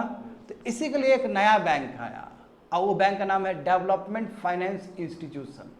यानी कि फाइनेंस इंस्टीट्यूशन किस लिए? डेवलपमेंट के लिए। क्या डेवलपमेंट के लिए? इंफ्रास्ट्रक्चर प्रोजेक्ट के लिए, समझे? देखो वही चीज़ है, देखो इसलिए डेवलपमेंट फाइनेंस इंस्टीट्यूशन। अब इसको भी हम लोग 2 भाग में डिवाइड कर सकते हैं, डेवलपमेंट फाइनेंस इंस्टीट्यूशन। एक कर सकते हैं जनरल, मतलब सामान्य तौर पे, और दूसरा क्या है? सेक्टोरल। अब सेक्टोरल और जनरल का मतलब क्या कि जैसे देखो उसमें आंख जूम करो, IFCI, ICICI और IDBI, ठीक है? अभी मैं सबका कहानी बताऊंगा। देखो तो ये जो तुम देख रहे हो, ये मतलब इसका पैसा किसी भी प्रोजेक्ट में जा सकता है, कहने का मतलब ये जनरल है। इसका पैसा कोई भी लॉन्ग जेस्टेशन वाला प्रोजेक्ट में कहीं पे भी जा सकता है। बस साइड में तुमको दिख रहा है, जूम करो, NABARD, SIDBI, national housing bank, REC, PFC, IRFC, Exim bank, मुद्रा, ये दिख रहा है ना, ये सेक्टोरल है। सेक्टोरल मतलब इसका पैसा इसी सेक्टर में जाएगा। जैसे नाबार्ड का पैसा केवल एग्रीकल्चर और रूरल डेवलपमेंट में जाता है। आ रहा है मुझे कुछ भी? थोड़ा सा लॉन्ग टर्म इंफ्रास्ट्रक्चर के लिए वो, समझे? SIDBI का पैसा जाएगा MSME के लिए, समझे? आ रहा है पूछने के लिए? MSME मतलब वही छोटे छोटे जो टेक्सटाइल इंडस्ट्री सब होता है उसको बोलता है MSME, समझे ना? MSME और टेक्सटाइल इंडस्ट्री सबके लिए बोलते हैं, छोटा छोटा जो उद्योगपति जो होता है ना, उद्योग सब होता है। तो DFI भी जनरल हो सकता है या सेक्टरल हो सकता है, सेक्टर को वो सेक्टर का नीड पूरा करेगा। अब देखो यहाँ पे देखो, समझो इस बात को। नंबर 1 देखते हैं कि ये DFI बनाया इसलिए गया था कि ताकि जो इंडस्ट्री का जो रिक्वायरमेंट, अब देखो बच्चे लोग ये तो बहुत इंपॉर्टेंट स्लैश कर दिया, उसमें तो पूरा हिस्ट्री छुपा हुआ है, इंडस्ट्री/इंफ्रास्ट्रक्चर है ना वहाँ पे। अब तो ये भी कहानी समझाते, देखो जब भारत आज़ाद हुआ तो इंफ्रास्ट्रक्चर वाला कोई कॉन्सेप्ट ही नहीं था। इधर देखो उस समय इंफ्रास्ट्रक्चर का मतलब था इंडस्ट्री बन गया तो वो इंफ्रास्ट्रक्चर है। मगर बाद में पता चला कि नो इंडस्ट्री अपने जगह पे, इंफ्रास्ट्रक्चर अपने जगह पे है, इसलिए स्लैश कर दिया गया। शुरू में DFI बना था ताकि इंडस्ट्री सबको, इंडस्ट्री मतलब कारखाना बनने का मतलब ही क्या, वो भी तो 20-30 साल लगेगा बाइबल बनने में, उसके लिए, और प्लस इंफ्रास्ट्रक्चर के लिए भी, रोड सब के लिए भी, इस चीज़ के लिए बना था। क्योंकि बैंक के ऊपर बोझ दे दोगे तो बैंक तो क्रश कर जाएगा, उतना पैसा नहीं दे पाएगा, और प्लस उसको पैसा चाहिए चलाने के लिए, तो वो तो नहीं मिलने वाला इस इंफ्रास्ट्रक्चर और इंडस्ट्रीज से, इसलिए बनाया गया था। यानी कि दूसरे शब्द में कहा जाए तो ये प्रोजेक्ट फाइनेंस कर रहा था, उसका ध्यान दे रहा था, यानी कि फाइनेंस, बड़ा प्रोजेक्ट के लिए फाइनेंस कर रहा था। देखो आफ्टर इंडिपेंडेंस, आज़ादी के बाद बैंक इस स्थिति में नहीं था कि बाबू की इंडस्ट्री या लॉन्ग टर्म प्रोजेक्ट्स के लिए पैसा दे सके, क्योंकि उसके पास उतना पैसा ही नहीं था कि देगा वो। इसलिए सरकार ने सोचा कि नो DFI बनाते हैं हम। तो अलग अलग DFI बना, देखो बगल में IFCI बना, ICICI बना, IDBI बना। मगर भारत में एक कहानी है बाबू कि DFI बिल्कुल बर्बाद हो गया, कोई काम ही नहीं किया। इसलिए अभी एक DFI बनाए हम 2 साल पहले, 1.5-2 साल पहले, जिसको बोलते हैं NABID, NABFID, NABID, NABFID, NABID, समझे। हाँ, मैं हुआ क्या, देखो बनाया तो खूब, आज़ादी के बाद DFI बना, मगर कोई सक्सेसफुली नहीं हुआ। अब 1991 में भारत में LPG रिफॉर्म्स आ गया, नरसिम्हा राव सरकार, पूरा मार्केट खोल दिया गया। और इसका स्थिति खस्ता, डेवलपमेंट फाइनेंस इंस्टीट्यूट, इसका हालत बहुत खस्ता है। तो ये बोला कि अब DFI हम रहना नहीं चाहेंगे, अब हम भी यूनिवर्सल बैंक ही बनना चाहेंगे। तो जो IDBI कभी DFI हुआ करता था, समझे, कभी DFI हुआ करता था, ICIC कभी DFI समझ रहे हो, जो लंबा प्रोजेक्ट देगा महंगा वाला लंबा समय के लिए, कभी वो उसका स्पेशलिटी हुआ करता था। मगर 1991 के बाद वो सब बैंक बन गया। तो किस हिसाब से वो रेडी हुआ था, क्या उसका यात्रा था, 91 के बाद वो सब बैंक बन गया वो। तो बैंक और DFI में अंतर है, भले ही दोनों फाइनेंशियल इंस्टीट्यूशन है, दोनों का अंतर है। देखो वही बोला गया। देखो इकोनॉमिक रिफॉर्म्स 1991 के बाद क्या हुआ कि इंडस्ट्री सबको दूसरा सोर्स मिल गया यूनिवर्सल बैंक से पैसा लेने के लिए। तो ये लोग भी अब उस रेस में आ गए कि भाई हमको भी बना दो बैंक, ताकि हम भी लेंड करें। तो ये भी बन गया बैंक। देखो, तो industry have got other source of tapping funds at cheaper rates and also the base of funds for commercial banks increase. Commercial bank का पैसा उसे बनने लगा, तो DFI जो जिस हिसाब से लाए तो DFI खत्म। और उसके बाद बेड़ा गर्क हो गया, यूनिवर्सल बैंक इतना पैसा दे दिया इसको कि बाद में जानते हो कि NPS का बहुत बड़ा समस्या हो गया। याद है ना, NPS का बहुत बड़ा समस्या, ये लेफ्ट राइट देने से होता है पैसा। हाँ देखो, हाँ DFI मतलब हाँ, इसमें फाइनेंस बैंक, रेफरेंस, बहुत तरह का हो सकता है। अब पहला लेते हैं हम लोग IFCI, अभी भी है ये, अभी भी ख़त्म नहीं हुआ। मैं इसका वैल्यू अभी नहीं है, भले ये संस्था अभी रन करता है, मैं इसमें कोई जान नहीं रहा। इसको बोलते हैं industrial financial corporation of India, IFCI का मतलब है। इसका हेडक्वार्टर न्यू दिल्ली में, ये संस्था है DFI, समझे ना। हाँ, ये फर्स्ट DFI है जिसको भारत सरकार ने बनाया था। कब बना था, देखो आज़ादी के जस्ट कुछ दिन बाद बन गया। देखो ना, 1 जुलाई 1948 को बन गया, समझे। और RBI से ये सस्ता लोन नहीं लेता था। RBI खुद गवर्नमेंट प्रमोट की है, तो RBI सस्ते लोन में देगी ना इसको। उस समय जो रिपो रेट चलता होगा बाकी बैंक के लिए, उसके हिसाब से इसको इससे कम इंटरेस्ट लिया जाता होगा। इसको वही get access to low cost funds. Low cost fund मतलब क्या है, कम ब्याज पे RBI से इसको पैसा मिल जाता था। मैं देखो इसका थोड़ा नाम चेंज हो गया, IFCI लिमिटेड, अक्टूबर 1999 में। इसका एक्चुअल में जो काम था कि इंडस्ट्रियल को फाइनेंस करना, इंफ्रास्ट्रक्चर को फाइनेंस करना, अभी तो जीवित है, ऐसा नहीं कि अभी ख़त्म हो गया IFCI, मगर अभी उसका रेलेवेंसी ख़त्म हो, कोई काम का नहीं है, ऐसे चुपचाप बैठा हुआ है, कोई काम का नहीं है ये। वही बोला है ना कि now it loss it's relevance, कोई काम का नहीं है। समझ में आ गया। ICICI देखो, जो कि हम लोग से काफ़ी जुड़ा हुआ चीज़ है, industrial credit and investment corporation of India, इसका फुल फॉर्म है। ये भी देखो, ये भी DFI है। सबसे पहले DFI बनाए 1948 वाला IFCI, उसके बाद 1955 में बनाए ICIC, ठीक है। इट वॉज द उस समय प्राइवेट सेक्टर था, सरकार का नहीं था ये, ठीक है। उसके बाद क्या, आउट ऑफ ऑल DFI हाँ, बाकी DFI कंपेयर में, बाकी डेवलपमेंट फाइनेंस इंस्टीट्यूशन कंपेयर में ये खूब कम आया, इसका सक्सेस अच्छा है। एक कारण ये भी हो सकता है कि ये प्राइवेट था। प्राइवेट का मतलब क्या कि भारत सरकार का 51% शेयर नहीं है, 51% जो शेयर होगा वो प्राइवेट आदमी का होगा, इसका मतलब ये हुआ। हाँ देखो, यही देखो, इट इस्टैब्लिश ICICI। बाद में इसने क्या किया, अपना एक बैंक बना दिया 1991 के बाद। देखो 1991 का बाद ना एक इंडिया में एक ऐसा माहौल क्रिएट हुआ कि सब कोई बैंक बनना चाहता है। तो जो पहले DFI के रूप में काम कर रहा था, इनके फादर हो गए वो, सुनो बच्चे लोग, वो फादर हो गए। फादर कौन, ICICI। फादर ने क्या किया, डॉटर को बनाया, डॉटर बना 1994 में एज अ डॉटर को बनाया बैंक के रूप में। बाद में देखो स्थिति खराब हो गया, इसी को बोलते हैं डॉटर मर्जर। बाद में क्या कि डॉटर जीवित रही, फादर मर गया, फादर फिर सब्सिट्यूट कर दिया गया उसी के अंदर। तो ICICI, हाँ ये रियल टर्म है, इसी टर्म बोलते हैं, डॉटर मर्जर कहते हैं इसको, ठीक है। तो ऐसा मत सोचना कि हम नया वर्ड लेके आ रहे हैं। इकोनॉमिक्स में डॉटर मर्जर ही कहा आता है। देखो सन मर्जर नहीं है, डॉटर मर्जर है। तो देखो ये कभी DFI हुआ करता था LPG के टाइम में, वही 1991 के बाद खूब रिफॉर्म्स। तो ये भी 94 में अपना एक बैंक बनवा लिया।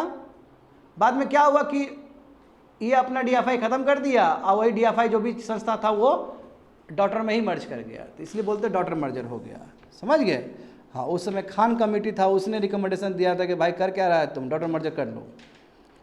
तो अभी देखोगे तो अभी गलत स्टेटमेंट हो जाएगा ना, लार्जेस्ट प्राइवेट सेक्टर बैंक है ये नहीं ना, अब HDFC है ना, हाँ, इसलिए ये गलत हो जाए। इसलिए मैं बोलता हूँ कि सभी इन्फॉर्मेशन सही नहीं है, लिख लो HDFC सबसे बड़ा लार्जेस्ट प्राइवेट सेक्टर है, इंडिया का प्राइवेट सेक्टर बैंक है। उस समय जब ये नोट्स बनाया गया था उस समय ये था ICICI था, समझ गए स्टूडेंट।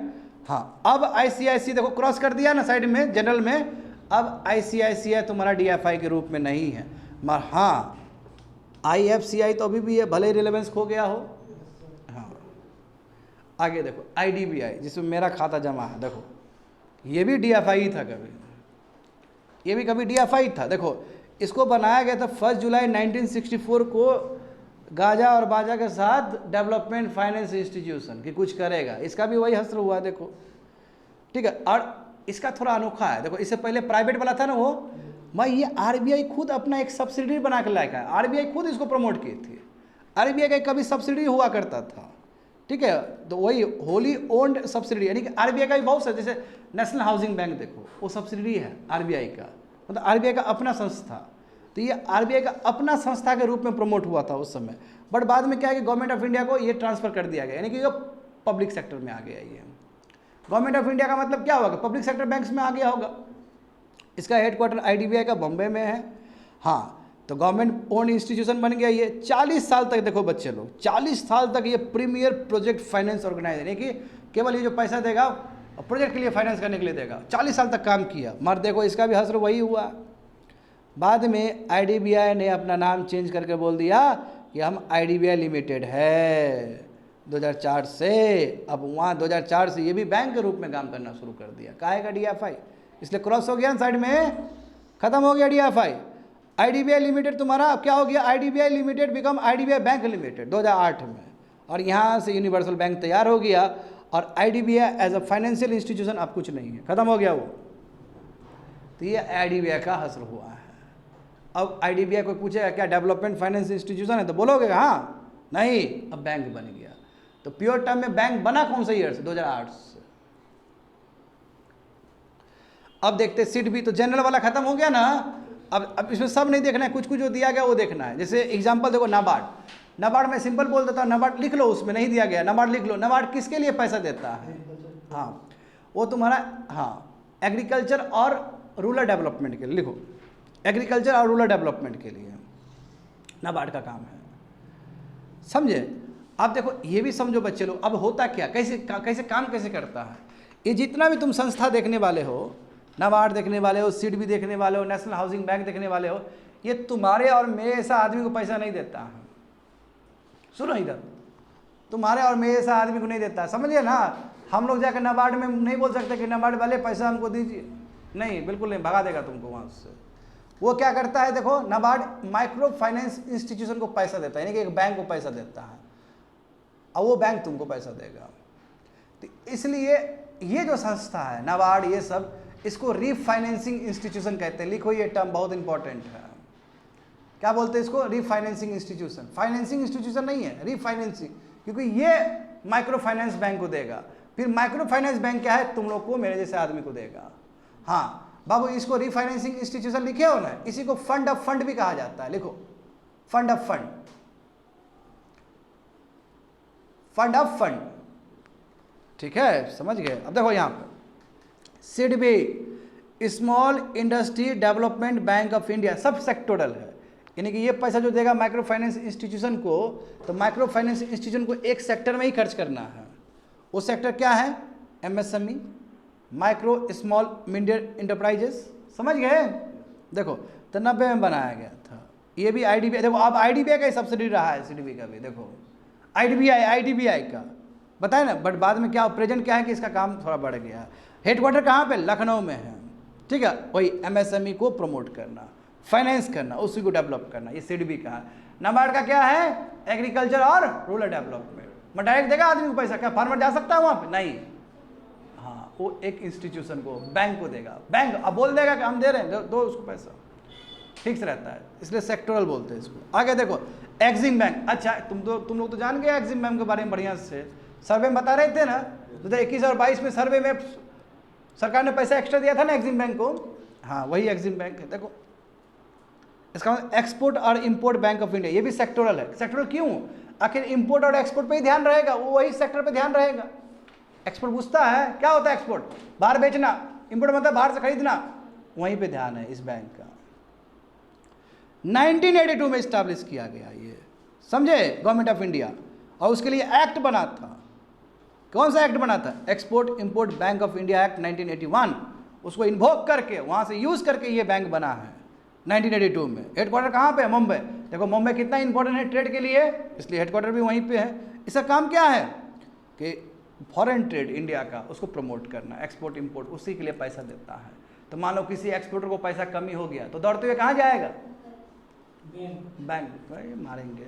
हाँ पहले मुंबई जाएगा, हेडक्वार्टर में बोलेगा सर कौन सा माइक्रो फाइनेंस इंस्टीट्यूशन को पैसा दिए हैं, तब वो दौड़ते हुए जाएगा।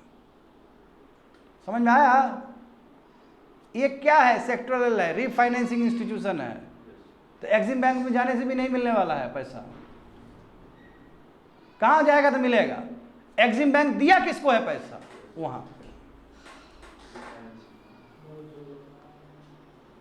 नहीं समझ में आएगा, रेखा उखा बदल देंगे तुम लोग का हम। देखो यहाँ मुद्रा बैंक, देखो मुद्रा बैंक, मोदी जी मुद्रा बैंक को कहाँ से कहाँ उठाए हैं, मुद्रा लोन दिए कि नहीं दिए मोदी जी? देखो इसका मतलब ये देखो एमएसएमई में सब न था बच्चे लोग, एमएसएमई में क्या था? देखो माइक्रो, स्मॉल और मीडियम। अच्छा एक डेफिनेशन लिखो तो, माइक्रो का मतलब क्या होता है, मीडियम का मतलब क्या होता है? देखो साइड पे नोट करके। माइक्रो दोनों है टर्नओवर और इन्वेस्टमेंट, यही था जी। पहले इन्वेस्टमेंट और फिर टर्नओवर, ऐसे क्या था बताओ तो? इन्वेस्टमेंट पहले, इन्वेस्टमेंट एंड टर्नओवर, श्योर ना? तो कितना था तो बताओ तो इसका? 1 से 5 करोड़। हाँ एक लिखो, फर्स्ट इन्वेस्टमेंट ही था जी। हाँ तो पहले तो स्पेलिंग लिखने आता है कि नहीं आता है तुम लोग को? माइक्रो स्मॉल मीडियम इंटरप्राइजेस लिखो। माइक्रो मतलब MICRO, माइक्रो हो गया। स्मॉल, स्मॉल तो आएगा ना जी, तुम लोग खुद स्मॉल है। थर्ड लिखो मीडियम। तो माइक्रो का जो इन्वेस्टमेंट होना चाहिए वो कितना होना चाहिए? 1 करोड़ का होना चाहिए। और टर्नओवर कितना होना चाहिए? 5 करोड़ का होना चाहिए। लिखो जल्दी से। उसको जाओ स्मॉल लिखो। स्मॉल इंटरप्राइजेस का डेफिनेशन क्या होता है? स्मॉल लिखो। स्मॉल इंटरप्राइजेस का मतलब है इसको 10 टाइम्स कर दो। 10 टाइम्स था, हाँ 1 को 10 करोड़ लिख दो, यानी कि लिखो उसमें इन्वेस्टमेंट 10 करोड़ लिखो।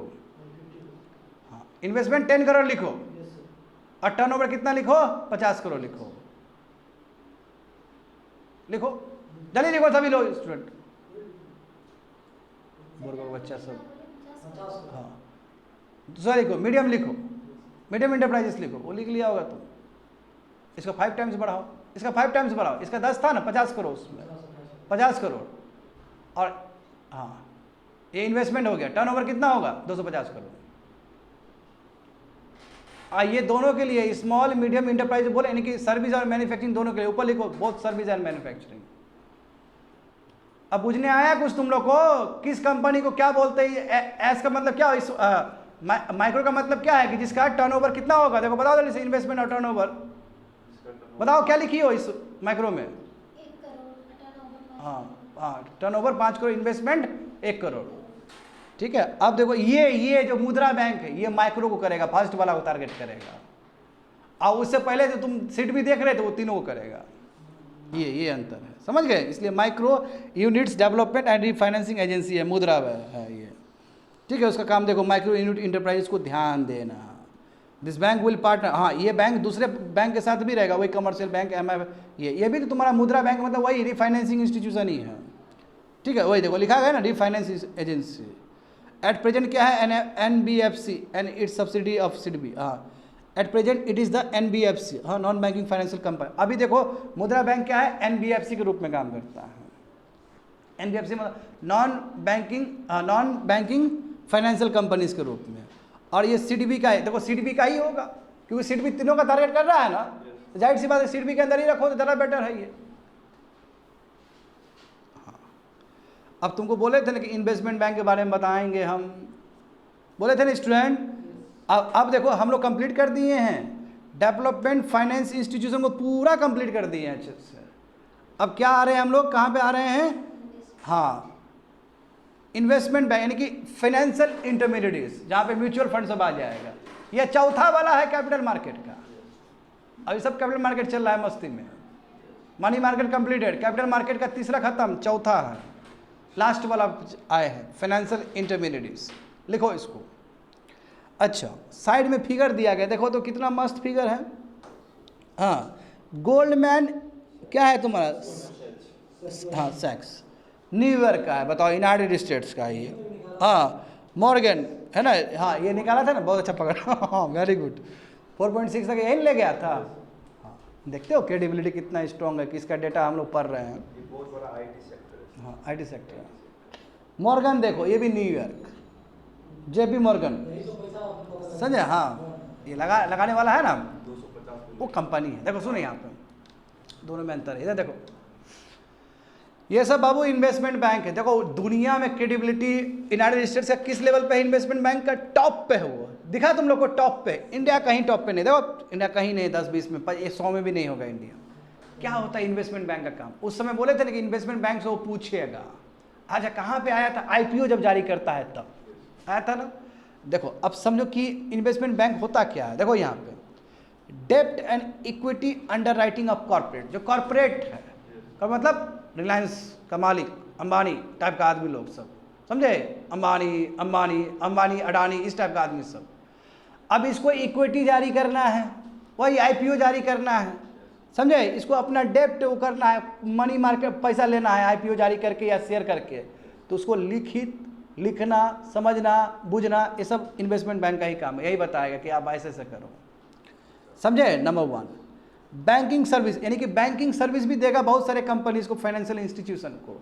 इनफैक्ट जो अंबानी अडानी जो इतना धनी आदमी है ना, उसका सब कुछ अंदर का PA के तरह रूप में काम करता है इन्वेस्टमेंट बैंक। PA के रूप में, PA का काम क्या होता है? जो सेक्रेटरी होता है, सब चार्टर अकाउंटर के रूप में काम करता है ना जी, ये दुनिया भर का चीज़ सब। तो इन्वेस्टमेंट बैंक ऐसे अमीर लोग के लिए, हाई नेटवर्थ इंडिविजुअल वाले लोग के लिए काम कर रहा होता है, PA वाला, वही चार्टर अकाउंटेंट के रूप में काम कर रहा होता है। आया समझ में? हाँ, अब एक तो काम बोल दिए कि डेप्ट याद आया, कर्जा वाला, इक्विटी मतलब शेयर वाला, उसका भी जितना अंडर राइटिंग्स हुआ, कितना क्या होना चाहिए मार्केट के हिसाब से, कौन तय करेगा? इन्वेस्टमेंट बैंक तय करेगा। ये हुआ बाबू, समझे? दूसरा क्या है कि बैंकिंग सर्विस प्रोवाइड करेगा बहुत सारे कंपनी के लिए, फाइनेंशियल इंस्टीट्यूशन के लिए, और इनफैक्ट हाई नेटवर्थ इंडिविजुअल के लिए CA के रूप में भी काम कर रहा होता है ये। इतना ही नहीं बच्चे लोग, अभी हम लोग क्या बात किए कि मर्जर मतलब देखो, जैसे मर्जर हो गया ना, IDBI पहले DFI था, IFCI DFI था, मर्ज कर गया डॉक्टर के साथ। ये जो सलाह जो देगा पीछे से कि भाई खत्म हो गया है, सलाह मर्जर कर दो, ये सलाह देने वाला भी इन्वेस्टमेंट बैंक ही है। इस तरह का जैसे SBI ना, SBI के ऊपर खूब अत्याचार किया आता है, पता है तुमको? कोई भी बैंक फेल हो जाता है ना, बोलता है SBI के साथ मर्जर कर दो उसको। अब बेचारा SBI जितना मर्जर करेगा उतना उसको टेंशन है, बस सरकार का आदेश है, क्योंकि पब्लिक सेक्टर बैंक है वो, तो पीछे से आदेश कौन देगा? मतलब कौन सिखाएगा? इन्वेस्टमेंट बैंक, समझे? हाँ देखो, पोर्टफोलियो मैनेजमेंट बोले ना, हाई नेटवर्थ इंडिविजुअल्स के लिए, ये सब काम है इसका। होप सो समझ में आ गया होगा। मगर देखो दुर्भाग्य की बात है कि डेप्ट इक्विटी अंडर राइटिंग का बात हो, पोर्टफोलियो मैनेजमेंट का बात हो, high net worth individual Ambani Adani type का, तो ये लोग इंडिया का इन्वेस्टमेंट बैंक पर संतुष्ट नहीं है। लोग बोलता है ये लोग को नहीं आता है, वो बाहर का लोग को बुलाएगा, यही मॉर्गन उनको बुलाएगा, आ जाओ रे। हाँ, क्रेडिबिलिटी बहुत लो है हमारा उसका, समझ गए क्या बोल रहे हैं? तो इंडिया देखो, इंडिया में कौन कौन काम? कोटक काम करता है, एक्सिस कैपिटल, ICICI सिक्योरिटी, ठीक है, वो मेन है उसका, अब सब्सिडरी काम कर रहा है। आया समझ में ना? म्यूचुअल फंड बाबू, है ना, सही है। अधिनियम पढ़े नहीं, क्या क्या आता है, मस्त, बहुत तेजी से बोलता है ना। म्यूचुअल फंड देखो, म्यूचुअल फंड में क्या हुआ कि बाबू तुम देखो, तुम साइड में हो, रेंगड़े हो तुम लोग, देखो स्मॉल इन्वेस्टर, तुम्हारे ऐसा मेरा ऐसा आदमी है, हम लोग को बुद्धि नहीं है, कि कैसे लगाया जाएगा।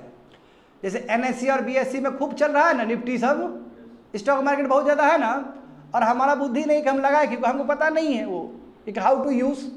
तो तुम्हारे और मेरे सब आदमी का पैसा पुल करेगा प्रोफेशनली मैनेज फंड हाउस, जिसमें एक्सपर्ट लोग बैठे होंगे, एक्सपर्ट जो जानकार आदमी है, जिसको खूब लगाने आता है। म्यूचुअल फंड में एक्सपर्ट होते हैं बीच में, तो तुमसे ले लेगा पैसा, तुमसे ले लेगा, हमसे ले लेगा, पैसा लगा देगा। ठीक है।